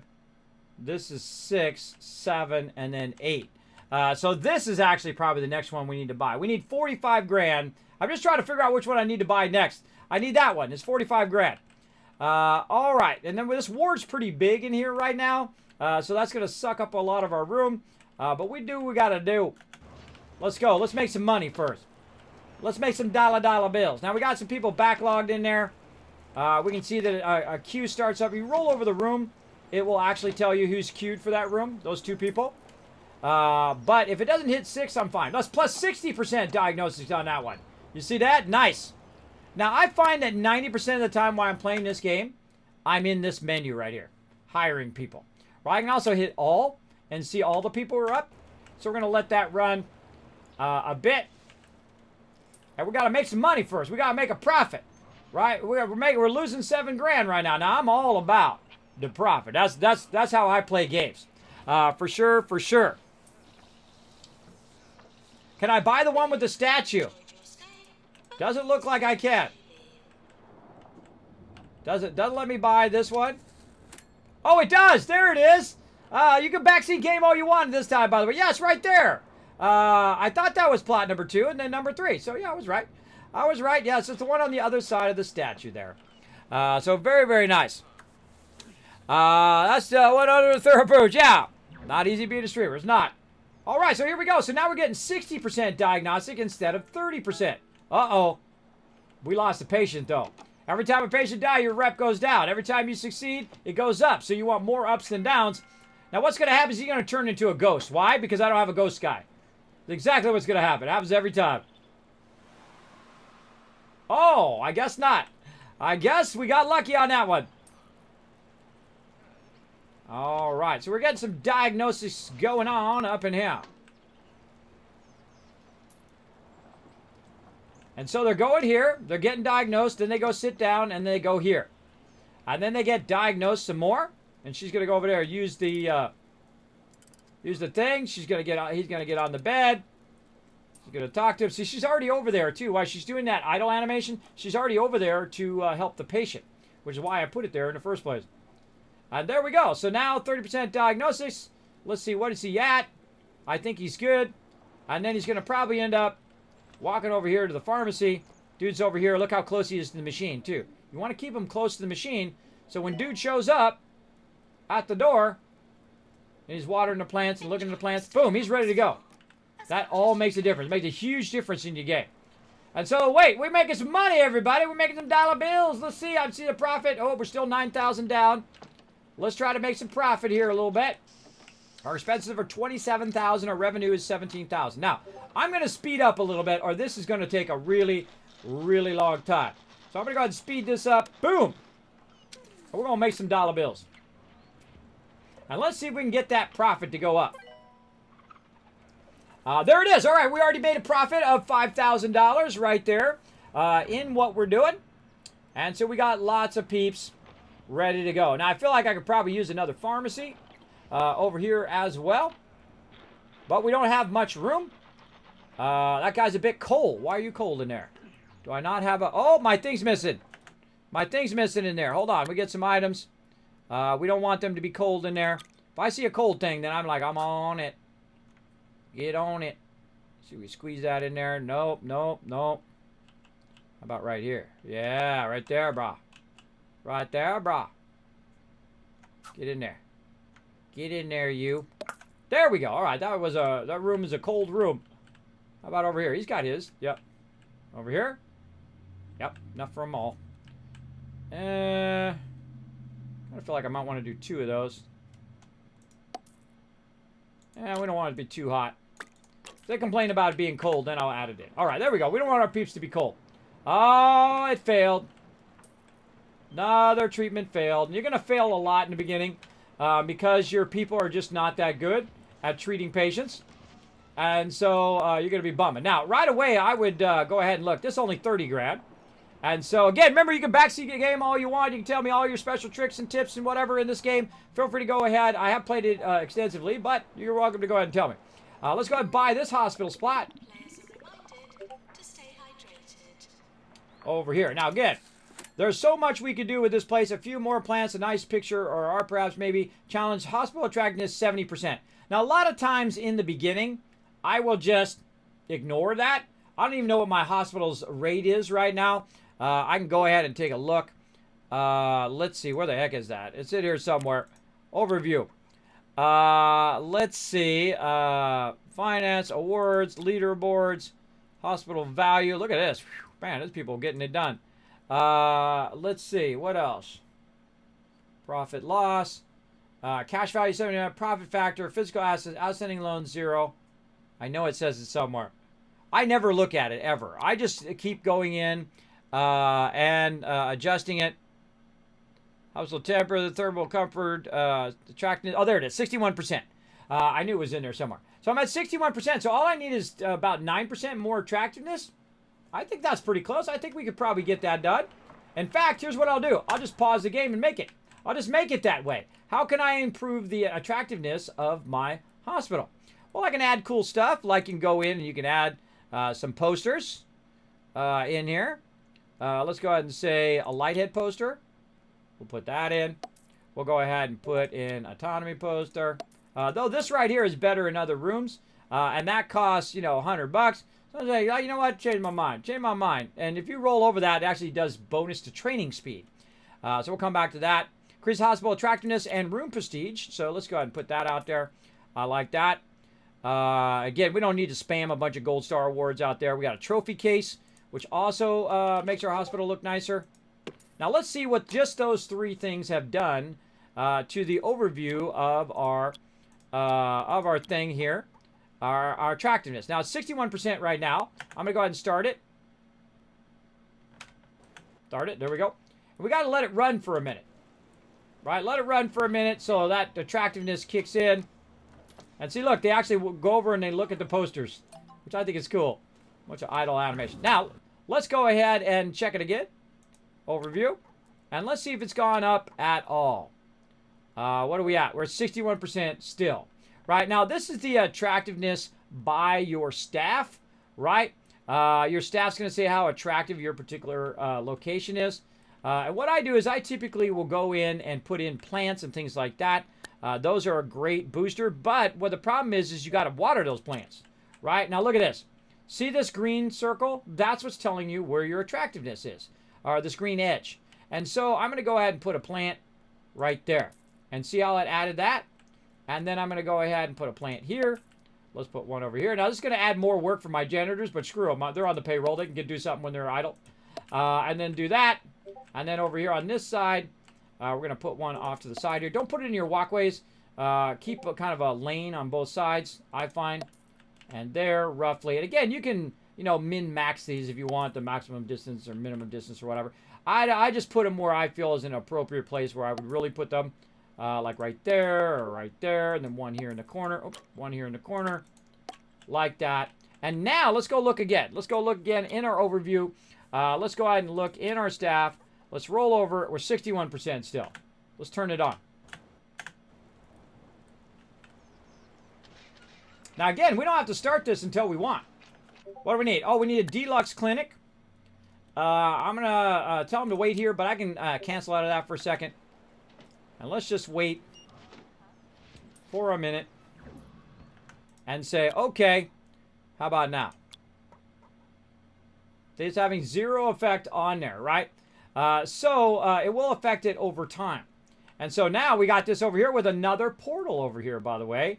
And so we can actually micromanage these guys. It looks like it's separate here. So we probably have to have a reception on this side. Or we can make them walk through over here to reception, which is probably not going to be your best option. So I need a deluxe clinic. So I feel like I'm going to go ahead, again, go to rooms. Go ahead and use one of my pre-done deluxe clinics here. I've got 25 grand. Let's see if we have enough to get, that's Pan's Lab. We got 26,000 there. Not enough to put that down. Right, and I've already got it pre-done. Let's go ahead and put it down and see if we can go ahead and just take out some stuff and get it going on. Oh, not that. Not that. Let's just go ahead and take out some of these along the wall edge. Just going to take those out automatically anyway. I don't know. It always does that weird stuff. We're going to try to get the price down. There we go. So we got the price down. So it's not going to be a 5, but we got the price down, and we're already making a profit of $15,000. So we're already making some money. We can put that there. We can have them walk all the way over here. I would not do that. I would actually pick this room back up again and say, look, I don't need them to walk all the way over here. Oh, God, I hate it when it does that. I hate it when it picks it up when I don't want it to pick it up. I don't want them to walk all the way over here. I want to go ahead and move this room. Now, sometimes it gets real awkward when you're trying to move it. There you go. You just switch your mode. I'm actually move it right here. And the reason why is minimum walks distance between over here and right here. And to go into that room, done. Done. Now, I need somebody to work in the deluxe clinic. So let's go ahead and see if we can hire somebody to take care of that. Whoa, we got a bunch of peeps. All right, so what do we need? We don't need doctors. By the way, when you go to put these rooms down, it tells you who goes in that room. But an even easier way to know what goes in that room is you go to your staff. You go right here. Again, this clipboard is your godsend here. You go to nurses and you look for the room right here and see if you can find it. We got a cardiology there. We got ward. We got all that. How about doctors? Let's go look at doctors. We got GP's office, psychiatry, research, yada, yada, yada, and deluxe clinic. So we do have somebody who can go in the deluxe clinic and heal people on top of doing his GP thing. Now, I'm going to take the GP out. So he's not doing GP. He's not going to do that. He's going to, well, eventually Pan's Lab too. But he's just going to do the deluxe clinic. That's going to be his job. So we need another doctor. So we can go look at our doctors. Our doctors are not trained. So too bad, too sad, bro. We can also train those up, which we'll do. Oh, we got another ward person there. Oh, hello, customer service. Let's go. Class count. Thanks for Elijah Romcom. Constantly falling in and out of love. Oh, man, we need $2,000. That is a really good customer service for them. Again, they're motivated, plus 10% efficiency, and they have really high customer service. I want that person really, really bad. Over here, we got a ghost person. All right, if you're not a jerk, I can get it. Oh, you're nasty and you're a litterer. You're out. You're out. Isabella Derp. Short temper. Nope, you're God. Class clown has objectively bad opinions. Well, he's an entertainer at least. All right. So that's looking good. Like to get this, but I want to get my training going too. We're down to $148 right here. And you know what? I'm going to go ahead and reject this because I'm not going to have enough cash to do it. So I'm going to reject that, and I'm going to say go. See, in life, it's not just the jobs that you take. It's the jobs you turn down that is the most important thing. As a graphic designer, I can tell you that I've turned down many a job because I just thought I couldn't do a good job. I thought I couldn't get it done in time, which is most of the reason why I didn't do it, or it wasn't suited to what the type of design that I do. Right? So you've got to know not only what to accept, you don't just take everything because some of those things you might fail on unless you have nothing. If you have nothing, then just go for it. But if you want to be customer centric, right? What your customer needs, not just what you need. What your customer needs is the way to succeed.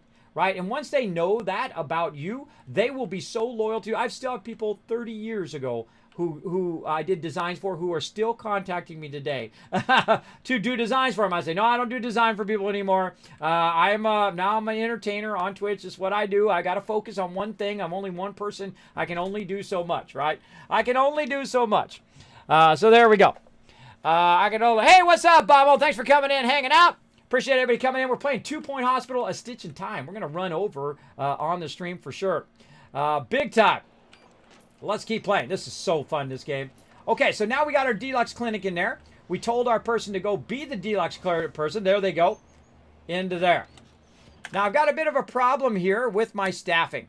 Look at this. If I go in here and I tell them... what is that you? Was that you? Yeah, that's him.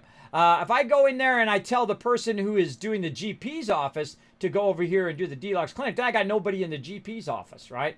That's not good. That's not good. Now, we got to make some money. Now, this might be the wrong way to start. We don't know. We got to go and see if we fail, right? If we fail, we have too many people. We start getting disgruntled. People keep dying and whatnot. But I'm making 15 grand right now, so let's see how we do here. And again, you're trying to get them in and get them out. Make that money. Make that money. Dollar bills, dollar bills, dollar bills, dollar bills. Okay, I went down 6,000. It was minus 6,000. You go minus down 30,000, you're screwed. But I went down 6,000, and then I got more money back, so now I'm 2,000. So right now I made about 3,000 profit because it cost me money to build the deluxe over there. It cost me 26 grand. And so there's another 3 grand that we just made or so. And so you want to chill out, right? You don't want to go too fast. You're going to chill out. Look, we got too many people in there for sure. And so we need another GP. Now, the first thing I would do with the money when you get more money is hire more people, right? You got to get more people in here to get doing their thing. I want this customer service person. I got to hire this customer service person. Now, watch how brutal I am, everybody. Watch how brutal I am in this game. Sorry, man. This ain't no hugs and kisses in here. One of you got to go. One of you got to go. So let's see. Energize, fast learner, green fingers, positive. Oh, that's my person right there. That person's also a fast learner, but they're not going to water my plants in the thing. So guess what? You're fired. You're fired. That's how hardcore. We got to make a profit, everybody. You don't make a profit in your hospital goes under, and there is no hospital. So the same thing in real life, right? You got to be an awesome employee. You want to get ahead, you got to crush it. And when you're crushing it at work, you should be the boss, right? You should be aiming for that boss slot if you're crushing it at work. And you might have one of those jobs where you don't like it and your boss is a jerk and you got to deal with them every single day. It's going to happen. It's definitely going to happen big time. But you got to crush it. Otherwise, people look at you and say, well, this person's crushing it and this person's sitting there just doing nothing all day, burning up the company resources. And that's how a lot of big corporations look at you as well. They look at you like when you collect trees in Valheim or you collect stone.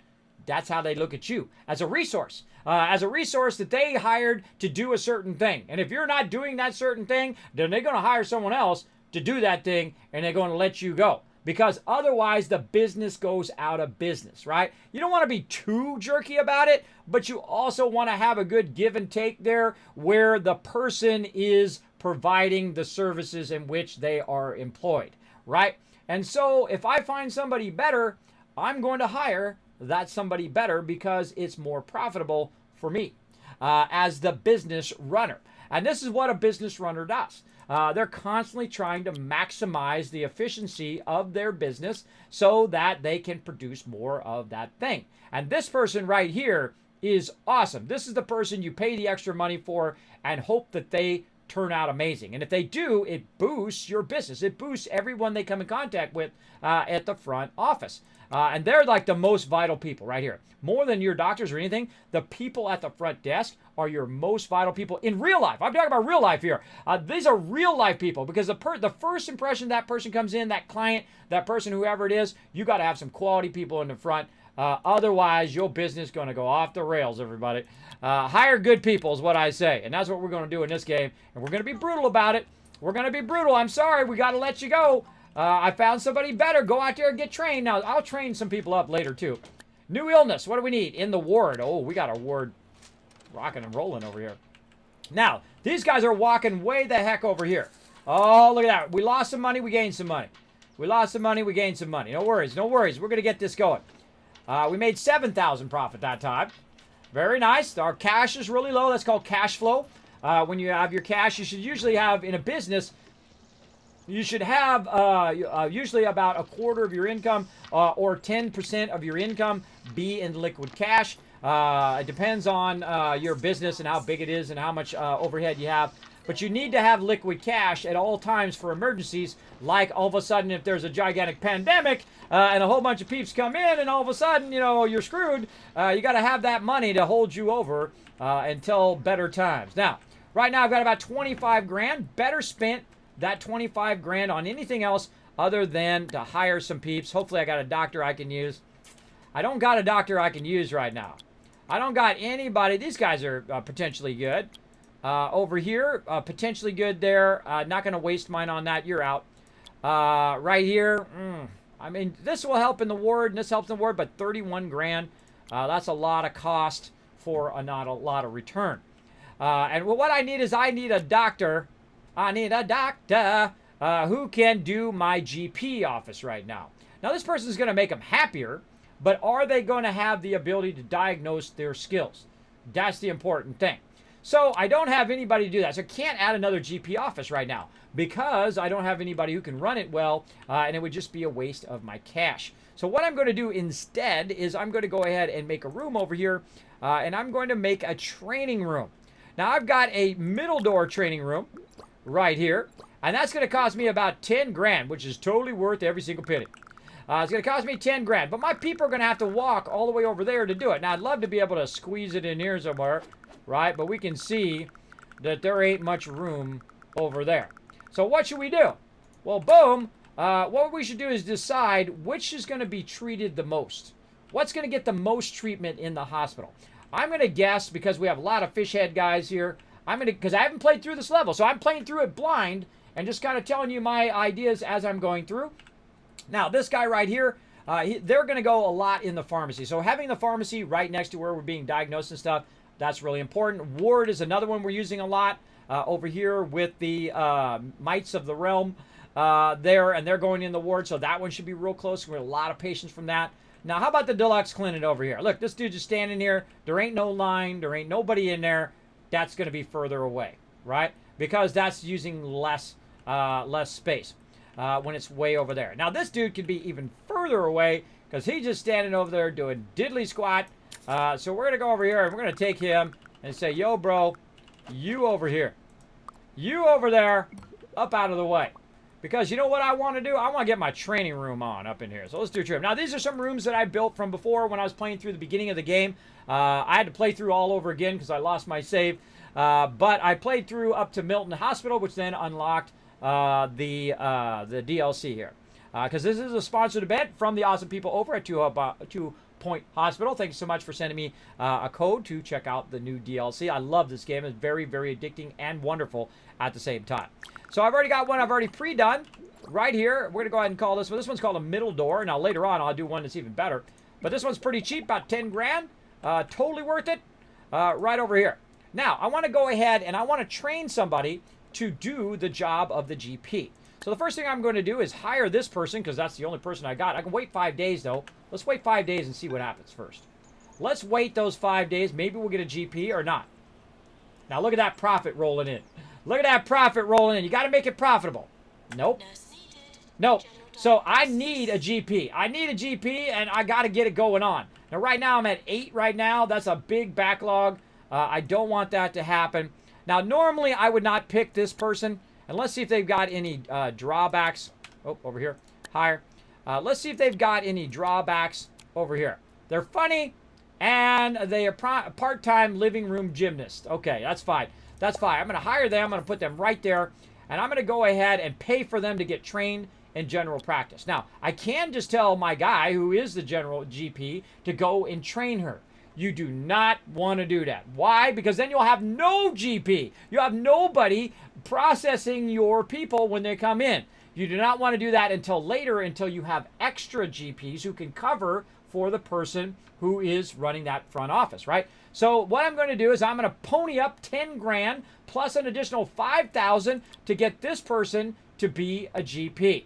Because I have no other option right now, let's do it. Start the training. Now, it's going to tell you how many days it's going to be. It's going to be 29 days. And you're like, well, Kismet, wow, that's pretty fast. Why is it going so fast? And that's because I put a bunch of these posters up here on the wall. That's 1, 2, 3, 4, 5, 6, 7. You do a lot of spamming in this game. 8, 9, 10, 11, 12, 13, 14% faster in its training. I think I was 14. Maybe, I don't know. Maybe I missed a few. But that's about 14% more bonus on this room, so it trains just that much faster. Normally it'd be about 30 days or so till it does. Now you can also see that we have a bunch of people that we can choose from, right? We've got janitors, we've got the doctor there that we can add another plus to, but we don't want to do that until we have somebody to take over his job.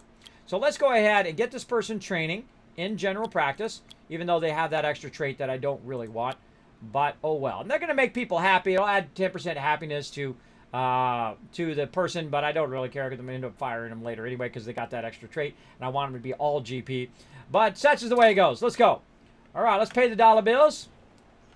Now, sometimes you're going to go negative in the game. You're going to lose money. And we're going to let that run while we go ahead and do a battle. There's a little side game we play called Stream Raider. Super fun. It's free to play. Let's go. Let's fire it up. Well, let's see how I'm 7,000 in the hole right now. Let's see if I make my money back. Let's see.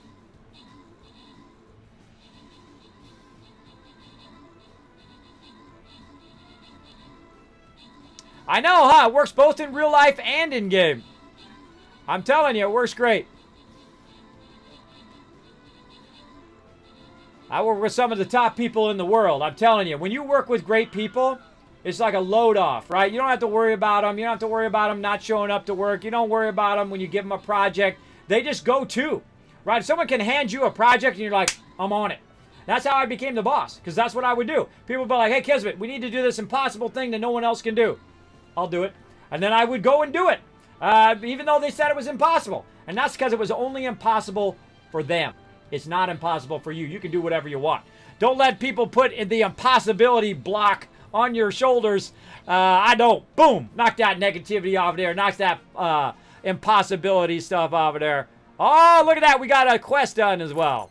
Speaking of, rocking it. Rotisserie G, Lucky Kitty getting some love, and Serena getting some love. The Last Splash MVP, 14 kills. Way to go. Way to go. All right, we're going to go down the low side here. Again, we're going to be running along on the stream today. We're going to be firing it up. Firing it up. Right over here. There we go. Yeah, my page has stopped working again. I have to figure out what's wrong with that, too. It stops working every now and again. My mods can page me. All right, what are we doing? Let's see. This is a 3 skull. Let's go ahead and get my archer. Trying to get my archer and my other ones up so we can unlock that next level. Let's go ahead and keep on going. Now, while I was watching that, a whole bunch of stuff's been going on in the hospital. There we go. 10,000 profit. We're still in the hole, minus 3,000. That's okay as long as we're profitable. So, clown clinic required. Now, I don't have enough money. So when you don't have enough money to make this happen, I just send the patient home. That's it. Good to go. This person right here needs to be trained, and they're going to get +1 training, plus 10% movement speed, plus 10% upgrade skill, plus 20% maintenance skill. That's a lot of good stuff, but guess what? I ain't got the money. So you know what I'm going to do? I'm not going to say not now. I'm just going to leave it in the queue. Pharmacy emergency. Oh, look at this. We need 6 patients with cod piece in the pharmacy. Yes, yeah, bring those patients in. We're going to make some money. Now, staff challenge from Lola. Cure 10 patients. I'm going to accept.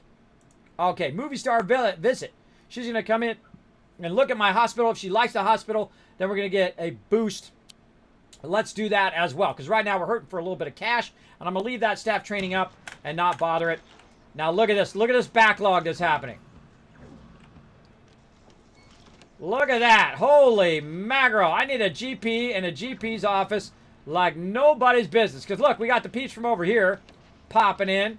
We got the peeps from over there popping in. And that's why they had 2 GP offices at the beginning. Because you definitely going to need 2 GPs. This doesn't matter. I don't have 2 GPs. Now over here. Oh, did I start that training? What happened? Hold on. Let me look at my staff. Oh, yeah. She's done. She's done. All right. Now, what she's going to do is go into the wrong room. I don't want her to go in these other rooms. No, no, no. Man, that was fast. It was while I was talking. She got done. So we want to go ahead and get her in her own GP room, helping out with some of the GP problems here and all these people. Now, one of the things that I would normally do is move some of my rooms out of the way because this is where the bulk of the people are coming in. Now, I've got a problem. The ward's a little big there. It's kind of in the way. I've got my training room right here. Probably want to go ahead and edit that. Take my training room because I'm not going to use that very much. I'm going to move that off to the side. And I'm going to go ahead and move my ward, which is going to be among the busiest stuff in the hospital. And I'm going to go ahead and move that over here. Now, the reason why I'm going to move that over here is so I can rearrange the main entrance right here big time. And so we're going to take this and we're going to go ahead and we're going to edit this and we're going to move this right over there. And I kind of feel like this is a great spot for a couple GP offices right there. And for some reason, it takes my paintings out of there. It drives me crazy. But we do what we got to do. There we go. Now we got a thing in the way here. We're going to take that out. We got this. We're going to put this in the middle of the room.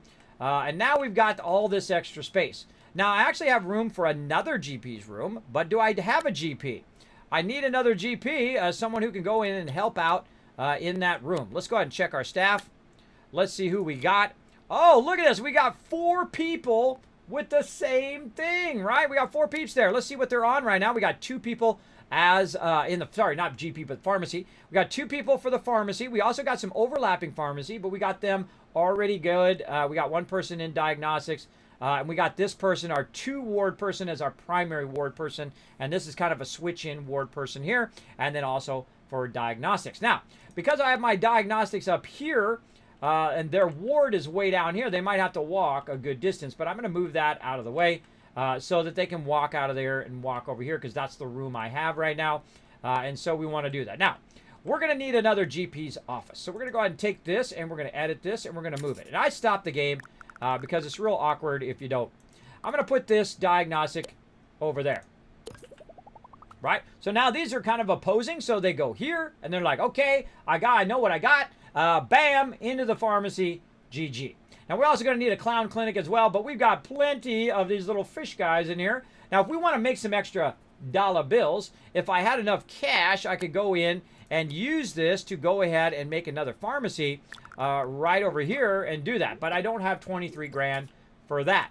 The same thing with my GP's office. If I want to go in and do my GP's office here, it's going to cost me about 22,000. So not really enough money to make that happen, but we can go in, take this out, get a little bit of that cash back, and we can just make a just kind of a starter GP, right? We just want to get people in and out of that room, and we're going to try to maximize our GP office based on how much money we have, right? Because we're already making a profit, and we could be making even more of a profit if we could be processing them faster.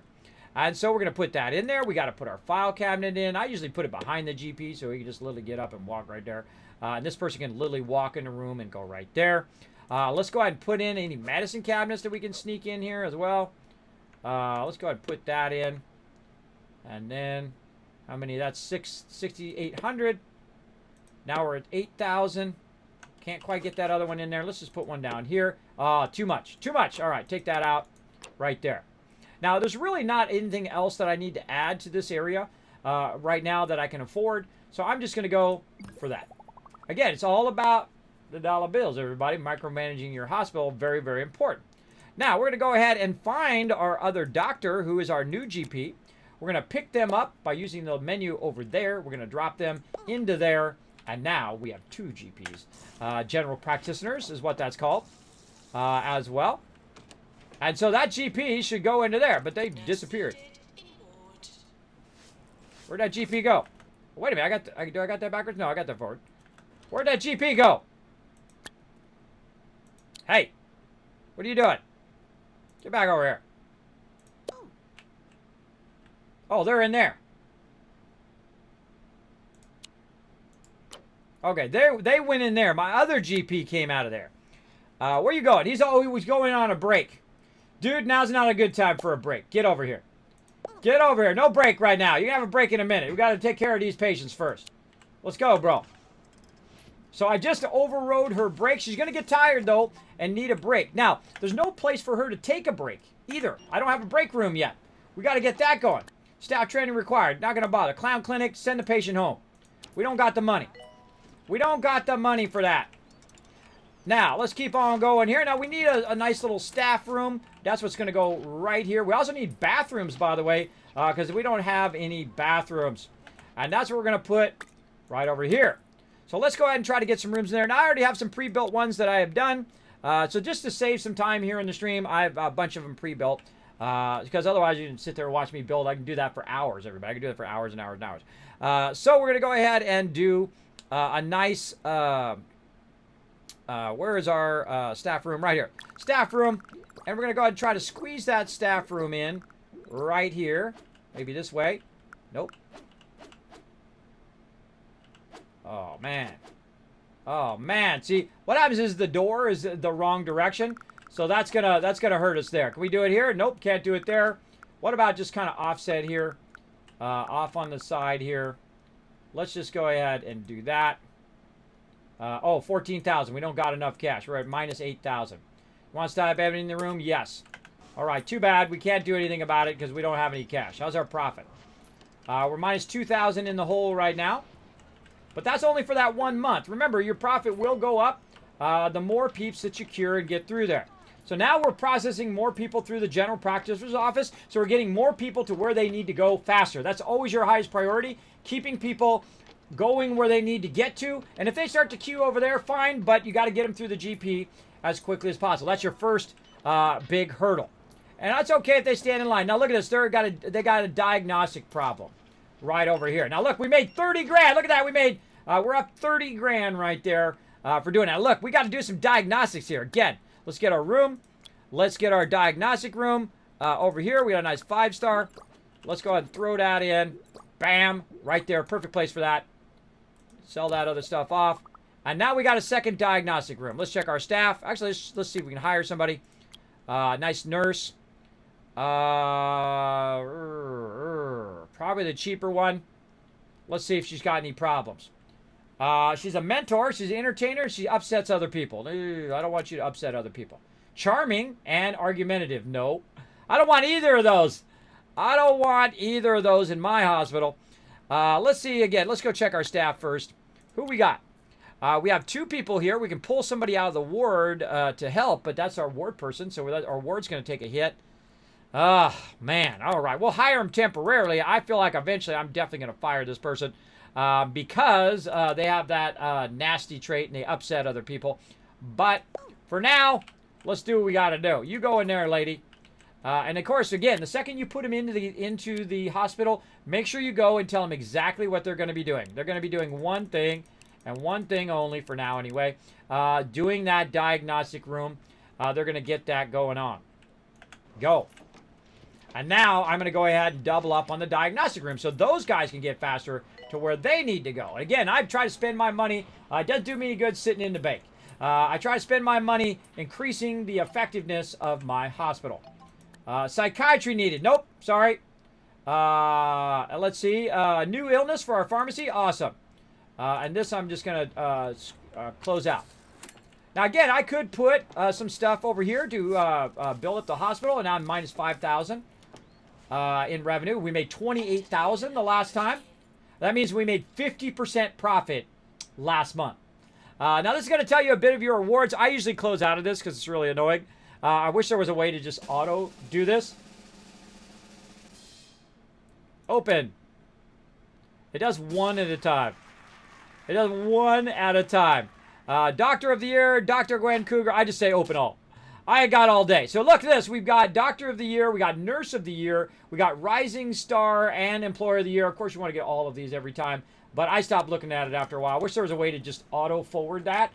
Same thing on the Luna version. Because I don't look at it. I'm like, whatever. Now go on. All right. We failed somebody there. We failed to make the money there. Let's see if we make more profit next month. We made 28,000 that time. We got a ward over here just crushing it. Clown clinic, send them home. We might start that up here in a minute. We got our training over here. And who we got to hire. Again, I find most of my time is spent in here. Spent in here. Oh, we got somebody with some radiology skills there. We got this person who can help treat in the clown room.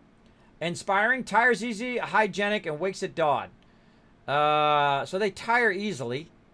And see, we can add our psychiatry. Now, you want to, at this point, you want to expand your services. The reason why is you're going to eventually not have enough patients in the stuff that you're doing, I find. And so you want to expand your services before you start to train up all your people and before you start to fancy up all of your thing. Now, I'm starting pretty quickly with just right into 5 stars there. But you definitely want to think about your profitability constantly and have enough skills that you are, or enough services that you can make a profit, right? So this person right here could work in that Pan's lab or that Clown's lab. But let's go ahead and, before we do that, let's go ahead and look at our lab here. Let's go down and get our Clown lab, which is, I've got already a 5-star ready to rock. And so we'll go ahead and put that down here in this corner. If it's not quite a 5 prestige, that's okay. All right, there was 25 grand on that. Then we'll go look at our staff. Again, constantly looking at the staff thing. Here's our clown thing here. It's actually a nurse. It's not a doctor. I almost put a doctor on. Was that a doctor? You want to make sure that it's a nurse. Now, we've already got people doing other things, so we don't want to actually use one of these on here. We want to create a new person for that. So let's go look at our nurses. Yeah, I almost did a doctor. Almost did a doctor. The doctors are great in the other rooms, but not in here. So we're going to get this one, even though it costs a little bit extra. She's got some treatment skills. Let's hope they don't. Oh, they're charming. All right, awesome. No negative issues. So we're going to grab them. We're going to put them in there. We're going to hit staff, and we're going to limit them only to that room. Again, notice what happens when you first put them in. They're doing everything. And so you have to physically go in and say, nope, you are going to do this room and that room only, the clown room. Go. And now I have more services. And so when they do the clown, they're going to do that. Now, you're going to fail from time to time. It happens. Let's see. Roderick Cushing was so impressed with our hospital, he wants to make a movie about his visit. He offered to buy the rights and everything. This is some great publicity and sounds like an enthralling movie. I impressed the VP. We impressed the VP. We got 20 rep. Our reputation's going to go up. We got 20 grand. Sweet. And then we got a kudosh, which is the thing we do use to unlock stuff in our stuff like our benches and things like that. I'll show you, like our, what is these things called? Brain, medicine cabinets. So you want to unlock your medicine cabinets and all that stuff. Now, I'm letting the game go pretty fast, just so you can see it. Oh, another person dead. They're cold in between there. Nothing I can do about it. Oh, 69,000 profit. Booyah, baby. That's how you do it right here. You talking to the hospital tycoon up in here, everybody. We just made 70 grand. That's right. Now, I tell you, use my tips, you're going to be rich, too. You're going to rule this game. This is how I love to play games. I love to learn the deep mechanics of it and then just absolutely crush it. We got 70 grand that time. We got 40 grand right there in our pocket. Let's see what else we got here. Lola says, cure 10 patients. We'll do it. Let's do it. Diagnosis decision. They're only 89% sure of the thing. You know what? Set it for treatment. Whatever. Psychology required. So now we got tons of cash. And so now's the good time to expand our services. Oh, there's a ghost over here. Look at this ghost right here. There's a ghost right there. So let's go ahead and get our ghost capturer person. We don't have one. Oh, we need to hire a janitor there. Oh, look at this. Look at this. Look at this person right here. Hopefully you don't have a lot of bad stuff. Oh, he's motivated. So plus 20% speed and constantly falling in and out of love. That's kind of a bad one. But they got the ghost feature. You know what? I'm going to just spend the money. Let's go. Now, notice that I only spent $3,000. And the reason why is you don't get the whole salary up front. They get like a hiring fee that you have to pay. So it's about $3,000 to hire them and to put them in there. Let me see it there. Contact me. There we go. I might be finishing here in a bit. My daughter's trying to contact me because I'm running way over and I should be helping them out with a bunch of stuff. But that's okay. We'll run this over. We'll try to do this. And then we'll finish up and then I'll go and talk with her in a minute. All right. So they're going to capture that ghost now. And so I'll have 3 janitors and those janitors will be able to capture ghosts and maintenance and upgrade my machines. Now, speaking of upgrading your machines, we're going to get into that in a minute. But now we got all of this rocking and rolling.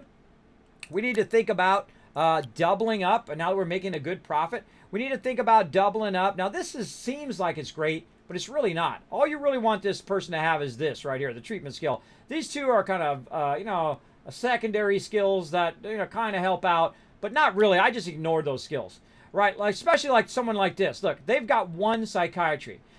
Are they better or worse than this person, which has 3 traits, but has psychology as well? Let's take a look. Sandy Fish has potential and she's going places. She learns faster. So I can train her faster than I could other people. And so let's look at this person. They're nauseating. They make people feel sick. They work longer and they're also hungry all the time. And they get unhappy because they're hungry. So that's a no. That's a no from me. Bye-bye. I don't need unhappy. So this guy's inspiring, but he tires easily. Nope. You're out. This person here likes to argue. No, people who like to argue, in real life, I get rid of them. I get rid of anybody who wants to argue with me as the leader is gone. Is gone. I'm not here to argue with you. You want to discuss something? I'm good.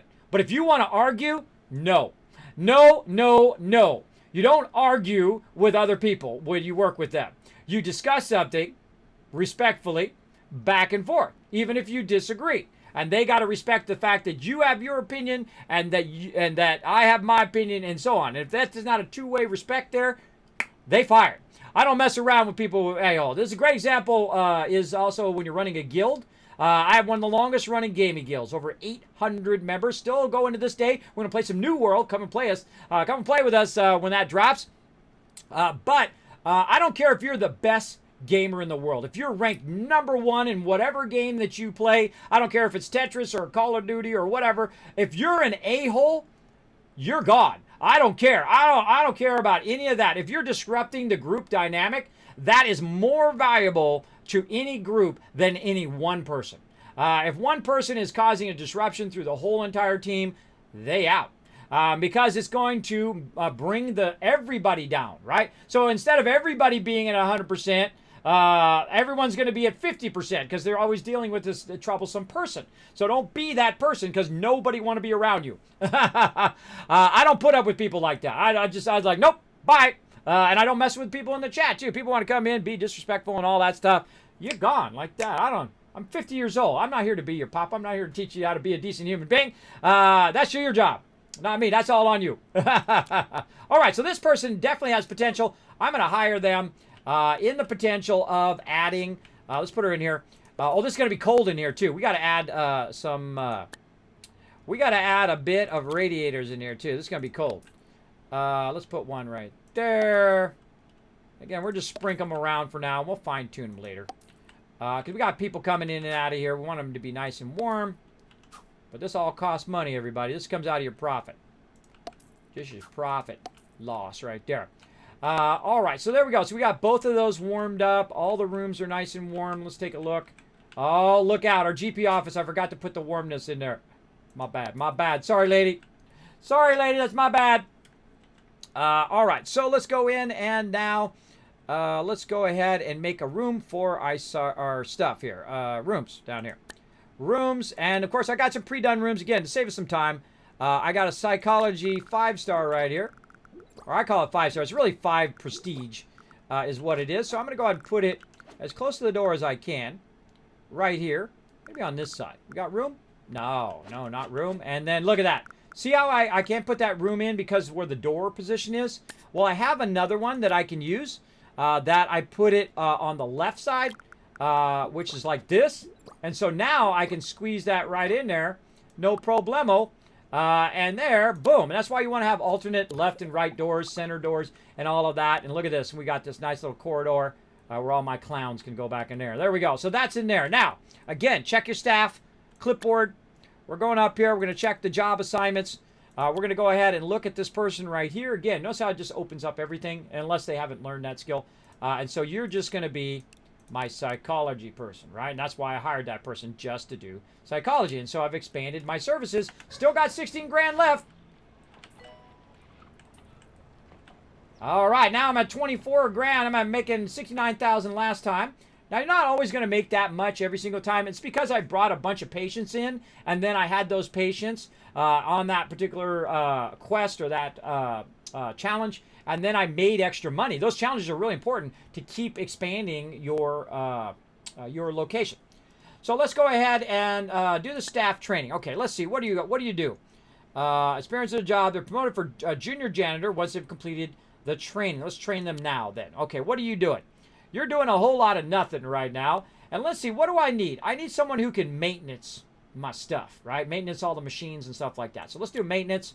Let's not disturb our current janitors because they're busy doing other stuff. Though we do have quite a few. We want to at least have one per building. So they're busy. So I'm going to actually pony up another 15 grand. Bam! Because I'm making the dollar bills now. I'm making the dollar bills right here at the beginning of the game. And again, I've never played this level before. Never played it before. It's the first time we played it. And there we go. We got another one for psychiatry. All right, awesome. We did 4 out of 6 payments. Patients. We cured them, and we got ourselves some more rep. We're now at almost 3/4 rep, or maybe more than 3/4 rep. And then level 6 on our hospital right now. And let's see how we looking on our profitability. Oh, somebody didn't make it. You can't cure them all, everybody. It's 45 grand now in my pocket over there. 52 grand in my pocket. Come on, baby. Bring me the monies. Bring Kismet the dollar bills. Now, you're going to see it drop, though. You're going to see it drop when it goes, like, first of the month, because you got to pay all your bills first of the month. Watch it drop. See it drop? You got to anticipate that drop and not spend all that money, because if it goes down too far, your hospital goes out of business. There we go. Staff challenge. Earn 100,000.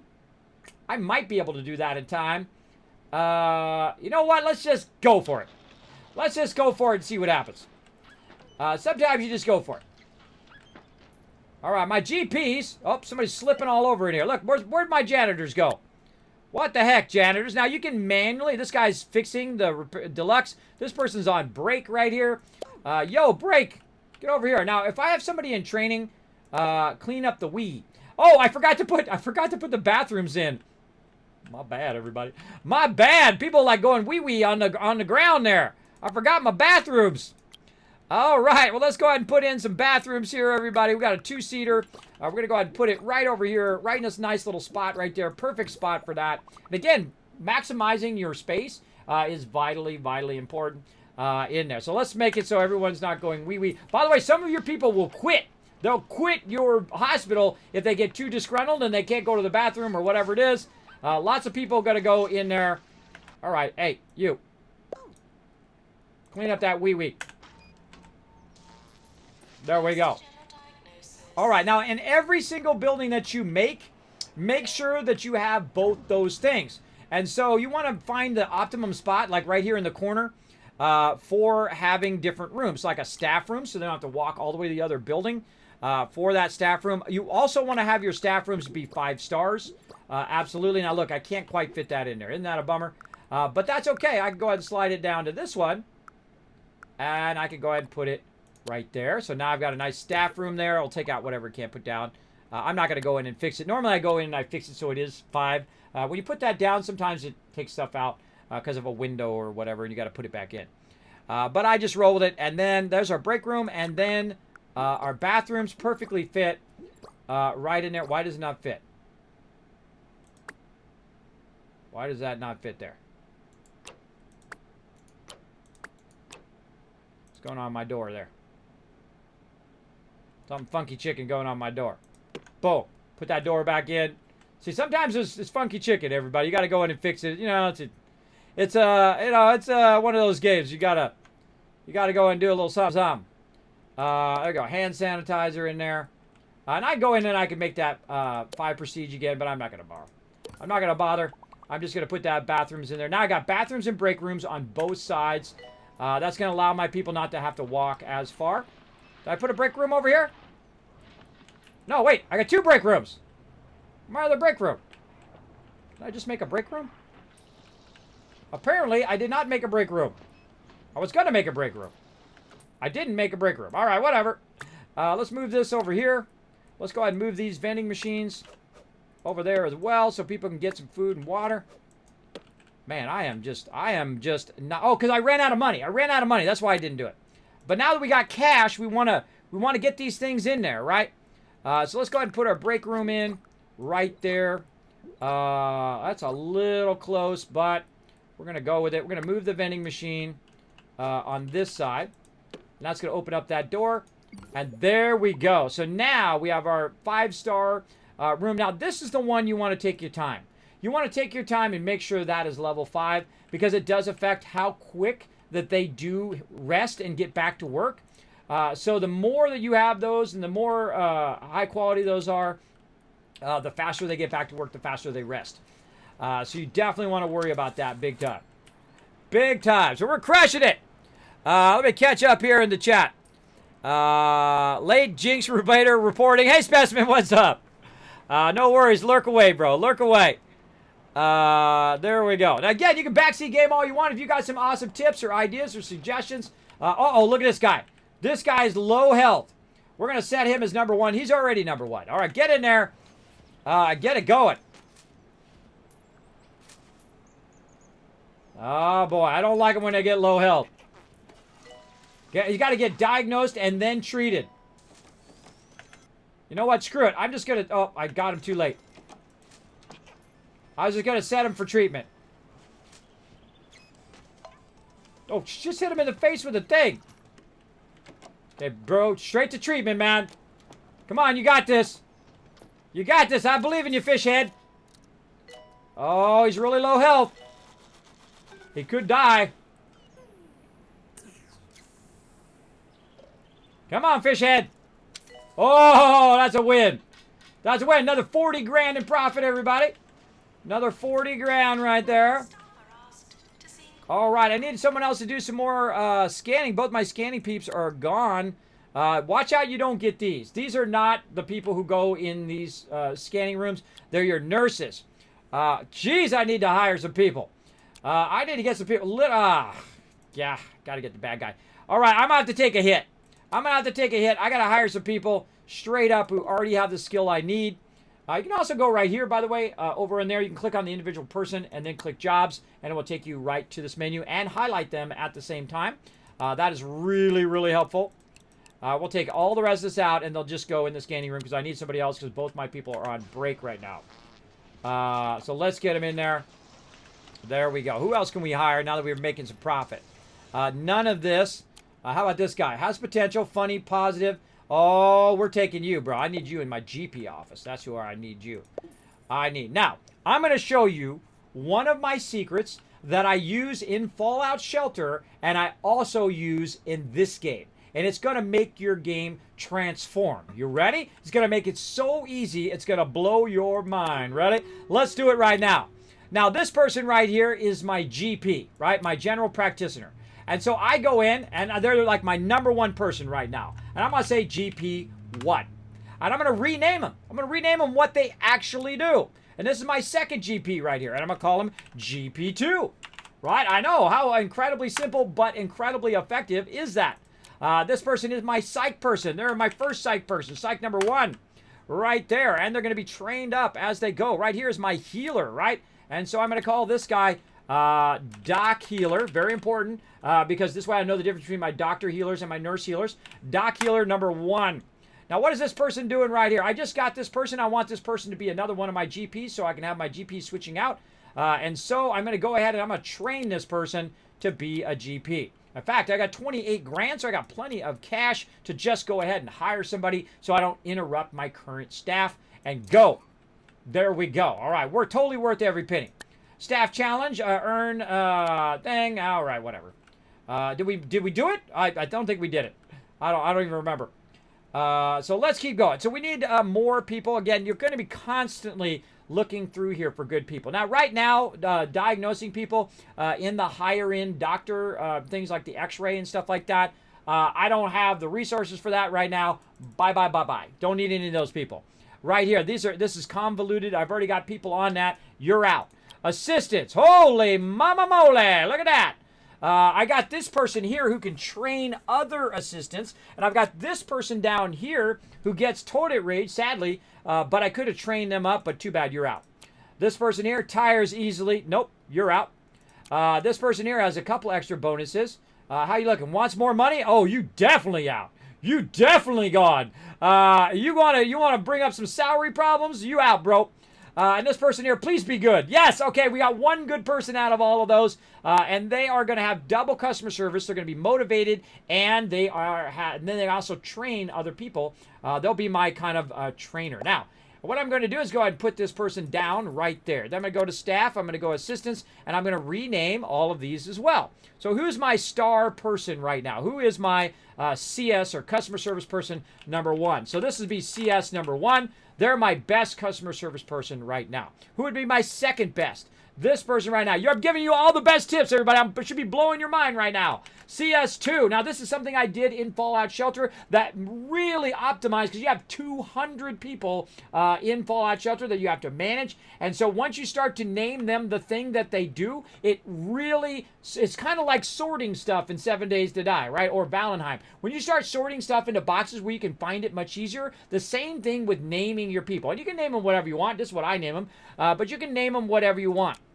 And so this person is going to be CS3. And so this is one of the most powerful things you can do to organize your staff. Now, janitors, same thing over here, right?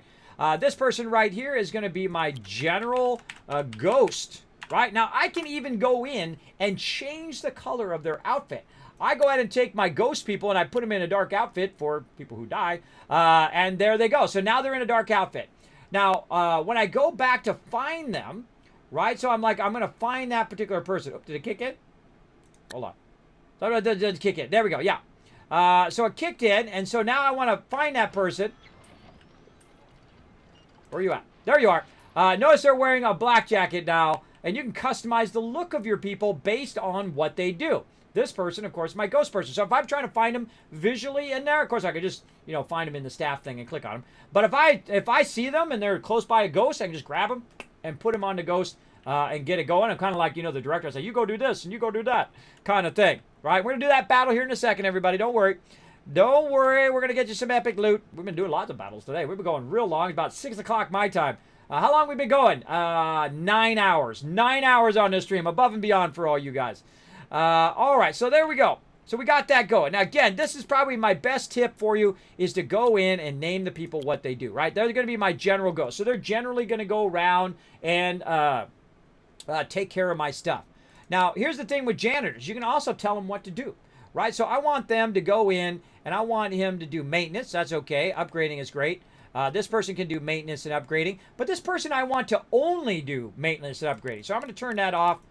And this person is going to be my general everything person. Now, this person is also going to do maintenance, but they're also going to help out. So I'm going to have 2 people because I have 2 separate rooms to do that. And so what I'm going to do is just make one person do the maintenance so that it doesn't slow all the other people down. So this one up here at the top, I'm actually going to take maintenance and upgrading out of that one. I'm going to make this person my upgrader as well. So this gives this person less to do. They're not going to maintenance. They're just going to be working on this, watching out for ghosts, changing out the trash cans, watering, changing out the vending machines, fixing the toilets, and so on, while everybody else does their thing as well. All right? And I'll have 2 maintenance because I have 2 rooms. You want to have 2 things, one thing per parts of your hospital. Okay, assistants, CS, janitors. This one is going to be my general. This is going to be maintenance 1, main 1. And then this one is going to be maintenance 2 or main 2. And there we go. So we got our assistants, CS, we got our nurses to do, and we did our doctors, our GPs. And this one right here is going to be GP number 3 once he gets trained up. Now, I'm also going to tell him what to do here. He's just going to do GP. So I can actually set it before he's done training. Now, my nurses, what I'm going to do? This is definitely Ward 1. I can also just call her W1 because I know what W stands for. It stands for Ward right there. Now, I'm going to actually look and see where I have them programmed to. This one right here is going to be Ward 2, so W2. So again, you can truncate it down to whatever you can remember. This person right here is my diagnostics, so Dia, or diagnostics for short. Number 1, and then we got diagnostics number 2 right here, so Dia 2. Again, you can come up with your own system, whatever you want to do. Now, this person is my nurse healer, so I'm just going to call them Heal 1 right here, who's my most furthered along. Person, actually, no, it's this person down here. But these people over here are pharmacy, so this person would be Heal. And these people, which one would be the best? I'd probably say this one. And this would be... Darn it. This would be, again, I want to try to finish this before we do that. This is going to be Farm. You can do Farm 1, or you can just go P1 for Pharmacy 1. Right? Again, you don't have to make a big, long, convoluted name. I just call it P1 and P2. Right? Oh, and then I screwed that up. P1. Now, sometimes I hit the key, and then it bounces to somebody else, and I rename them incorrectly. And then Pharmacy 2. And there we go. That is the key to the entire game. I've just shown you how to crush this game, how to make tons of money, tons of profit, save games, copy rooms. I've shown you everything you need to know to absolutely destroy this game. Now, this is a really fun. I'm enjoying it so far, the DLC. Now, if you want to see more of this DLC, I'm going to be playing it offline, and I'm going to go ahead and do a revisited series on 2 Point Hospital, and then, of course, go ahead and put it up. Now, actually, we'll restart this level because when I do my revisited, you won't see me. You'll just see my playthrough and me doing commentary over the top. That's how my revisited series goes. So, but you'll see this stream eventually up on my YouTube channel as well. So that will go up there. But also you'll see some revisited guides, both on Goddess, on games like this, like 2 Point Hospital. I work a lot, everybody. I do a lot of work. Okay, that's as much as I can give you for today. Let's go ahead and see if we make some more profit here. We're at 40 grand. Let's go ahead and let it run for a minute. Let's let it run for a minute, see if we make some dollar bills. Let's see how much we make next time. Now, if we had an event, we would make even more. Now, we just spent a lot of money, too. Uh-oh, look at this person right here. You see a person who's low health? Right here, you shouldn't have them in the back of the line. They should go right to the front of the line. Right there. They should be next. Right there next. Oh, that person got in there. Wish I could grab him and take him out of there. I can't take him out of there. Come on, bro. Come on, just hang in there. We got your back. You're next in line, man. Maintenance announcement. Plants need water. They got like a little rose in their mouth. Okay, now they also diagnose in here and treat.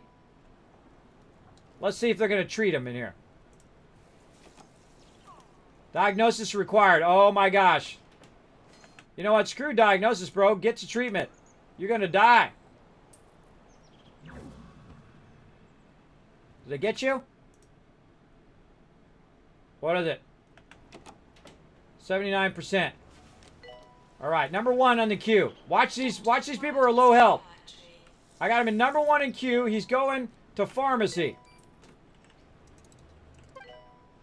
You're number 1. Get in line, bro. Quick, quick, quick. You're going to die. Get over there. All right, number 1. Get in there. Come on, I believe in you. See, sometimes you got to intervene. You got to intervene to get him. Come on, hurry up. Shake that thing. Come on, I don't want nobody dying in my hospital. Come on, bro. I believe in you. 79% cure rate. Oh! Yeah, so again, remember you got to intervene sometimes to save their life because your people don't prioritize right. I would prioritize anybody with low health always first. We're going to need some more psychology people as well. So we can go in, we can hire some more doctors. Oh, there's another person right there. You know, I'm not even going to look at him. I'm just going to hire them, put them in there. Make another one over here. Hold on. We'll make another room for psychology. You're going to need a lot too. 5-star right here, spinning around. Now, again, look how cool that is. You can blueprint that. You're like, Kismet, where's that blueprint feature? You click right here. It's right here. Templates. And then you go ahead and save your different templates. Right over there. I call it blueprinting, but it's called templates in the game. And you can save, you know, left side, right side ones that are in the middle, depending on how you're going to do your room. Maybe you might do one in the beginning, which gets you started. And then as you get later on, when you have lots of cash and you're making tons of cash like me, then you can go ahead and make the bigger rooms and the ones that have more expensive equipment and whatnot to diagnose and treat your people faster. So there we go. So go. Now we got 2 psychology rooms. And now we can try to help with this queue right there. Oh, there we go. See, now we're going to help with that queue. Some people are going to go this way. Now, I would also fill in all of my places. I would put them places to sit, stuff for them to do, food for them to eat, and water, and maybe a water thing. What do they call that thing? Drinking fountain. Drinking fountain and things like that, so they have their food, their water, so they don't get bored. So you put up books and you put up magazines, and you have like a magazine thing that sells magazines and newsstands and stuff like that to keep them entertained while they're waiting to get treated. Right? All of that stuff is very important to keeping the happiness of everybody in there happy, as well as your staff too. Your staff needs all that stuff as well, or at least some of that stuff. And there we go. There we go. Crushed it. How much did we make? We had another 40 grand. We had another 40 grand. Again, I've never played this level before. I've never played it before. I just know the game mechanics. And once you know the game mechanics, you'll crush this game. You'll destroy it. All right, everybody. You guys waited long enough. I appreciate your patience. And thus, I'm going to give you an extra 2,000, 3,000, 4,000, 5,000 cash for being patient on those battles. I appreciate you big time. Let's do it. Come on, let's get you guys. I did a lot of extra battles for you guys today. So appreciate my showing you some love. Let's blow it up.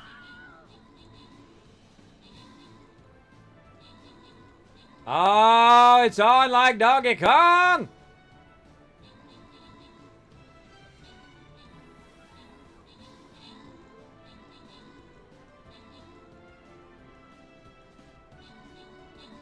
Oh, getting it going, getting it going.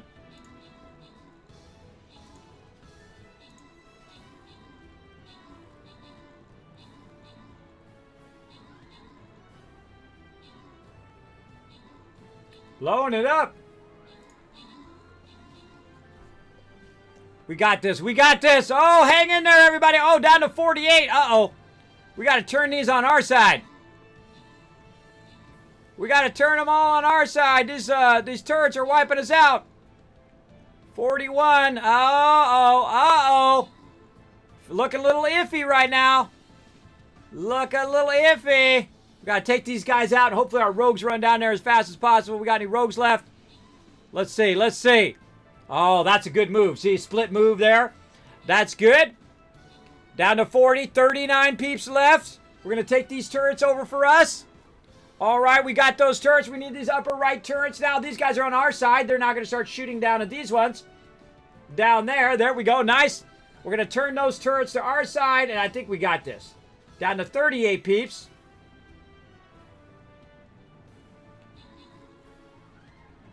Oh, it's on. It's on. Let's do it. I think we got this. Yeah, get him ranged. Oh, look at this paint Paco Taco. Look at that. Cool. Cool stuff right there. I love that. Let's go ahead and scroll this up so I'm not in the way. Go get him, Taco. Get those baddies. Oh, it's coming down the wire. 31 people left out of how many? Out of 81. Holy mackerel. We took a hit on that one, but we brought in the big W. Open the captain chest. Give you guys some love. Look at that. Let's see. Warcraft, I think that is. Little Kitty coming in. Taco, Hair Luna, and Rotisserie G getting some love. And Masta coming in overall MVP with 10 assists. Fantastic job. We also unlocked, by the way, our brand new skin. Of course, the Sparkle Dog. I'm going to contact him right away. We're going to get working on Sparkle Dog. Be looking on the Discord because I will have a survey there. I'll probably leave it there for about a week or so to try to decide, or maybe, yeah, I'll leave it there for about a week until Monday of next week, in which we will decide which unit actual Sparkle Dog is going to be. All right? So be watching for that. I'll try to put that up today or tomorrow and get that going. We'll be back in the morning doing more battles as well. So don't worry, we'll be back doing that. Now, that's it for 2 Point Hospital. Let's go ahead and save our game. Let's quit out to the map. Now again, you could be having this much fun too. Now that you know all the secrets, you know how to crush this game. Snatch it up, everybody. Go snatch it up on Steam. Go ahead and get the DLC if you've already got it. Remember, you can also play it on Amazon Luna, which is really cool. You can get it that way and play it on there, as well as I'm sure it's on a whole bunch of other platforms as well. I think it's on every platform at this point. Let's see. Let me look. I wrote it down. Windows, Mac OS, you can play on your Mac for all your Mac peeps. You can play on Linux, PlayStation 4, Xbox One, Switch, and also on Luna. So whatever platform you're on, you could be playing some 2 Point Hospital and then get the DLC for this once you kind of get the gist of the game. Once you get to the hospital and you understand the gist of how the game works, you should be able to play these as well. So we crushed that, man. We destroyed it. Look, nobody else has been playing on that. See, otherwise it would like say, hey, you're up against these other people. We made 850 grand, or it's worth 850 grand. Our stuff, we got the reputation almost a bit more than 75% and to level 9 in no time at all. And that's cool because once we get this up to a higher star, it's going to go ahead and unlock these other ones that we can play after we finish that one, which is pretty fun. Okay, let's go to my office, give you guys some love. We're going to head out because that was a long, epic stream. Let's go.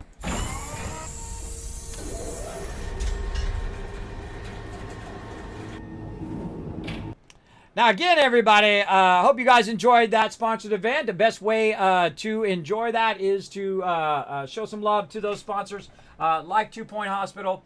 Go show them some love over there. How are we doing on retweets? We crushed it. 10 retweets. All right, there's 1,000 kids caps for crushing that 10 retweets. Now, you're also going to find my schedule and also my social media there in the chat. Normally, I stream from Tuesday through Friday from 9 a.m. till about 3 o'clock, which is about 3 hours ago.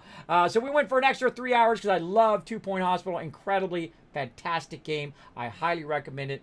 Go ahead and check it out on your local platform. It's on every platform, everybody. It's so good. In class, you might look for on Game Pass or something like that. See if you got on there. If you're going to try Amazon Luna, get it on there. Really, really good. And snatch up that DLC if you already own it. So snatch up all the DLCs and try them out. They're very, very fun. I find.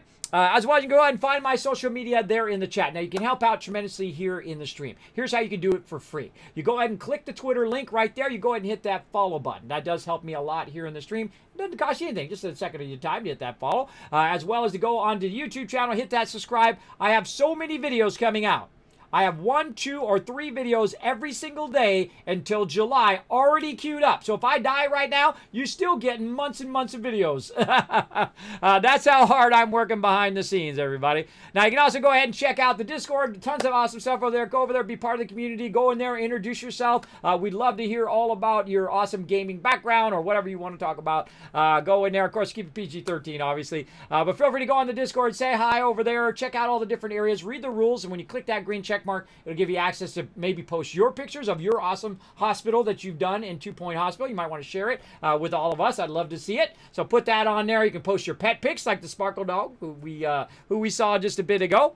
So you can go in and show some love over there. You can also check out Kismet.gg. The number one question I get here in the stream, Kismet, what kind of monitor do you have? What kind of microphone do you have? What kind of computer setup do you have? Well, guess what? I have everything on there, including all the cables and everything else that I've used in here, because I get questions about, hey, Kismet, what kind of HDMI cable do you have? What kind of this and that and the other thing? And how do you capture your video here in the stream? All of that stuff is on Kismet.gg. Go check it out. It's got links, so you can just click on it and go snatch it up for your stream as well, especially that Elgato stuff. That Elgato stuff is second to none, man. They're just absolutely crushing it over there. Big love to them for sponsoring the stream in the past as well. All right, so let's go ahead and head on out of here, everybody. Let's give you guys some more KizCast for getting on the Kismet Love Train today. There's 1,000, 2,000, 3,000, 4,000, 5,000 on top of that 10,000 that you got earlier. Man, that's a lot. That 10,000 you got earlier for, of course, unlocking that Sparkle Dog on Stream Raiders. Man, I can just play this game all night long and hang out with you guys, but my kids are waiting. They keep texting me. I got to go. I got to take care of that IRL. Also, take care of your IRL. Keep that mental health and physical health and your family and relationship health at top notch at 100% so you have more time for playing games, because if all that other stuff goes off the rails, less time for games. I'm telling you. All right, I got to go take care of that. We'll see you all in the morning, 9 a.m. Eastern Standard Time for some more Satisfactory, and then also some Airport CEO. That's going to be fun, too. Bye, everybody.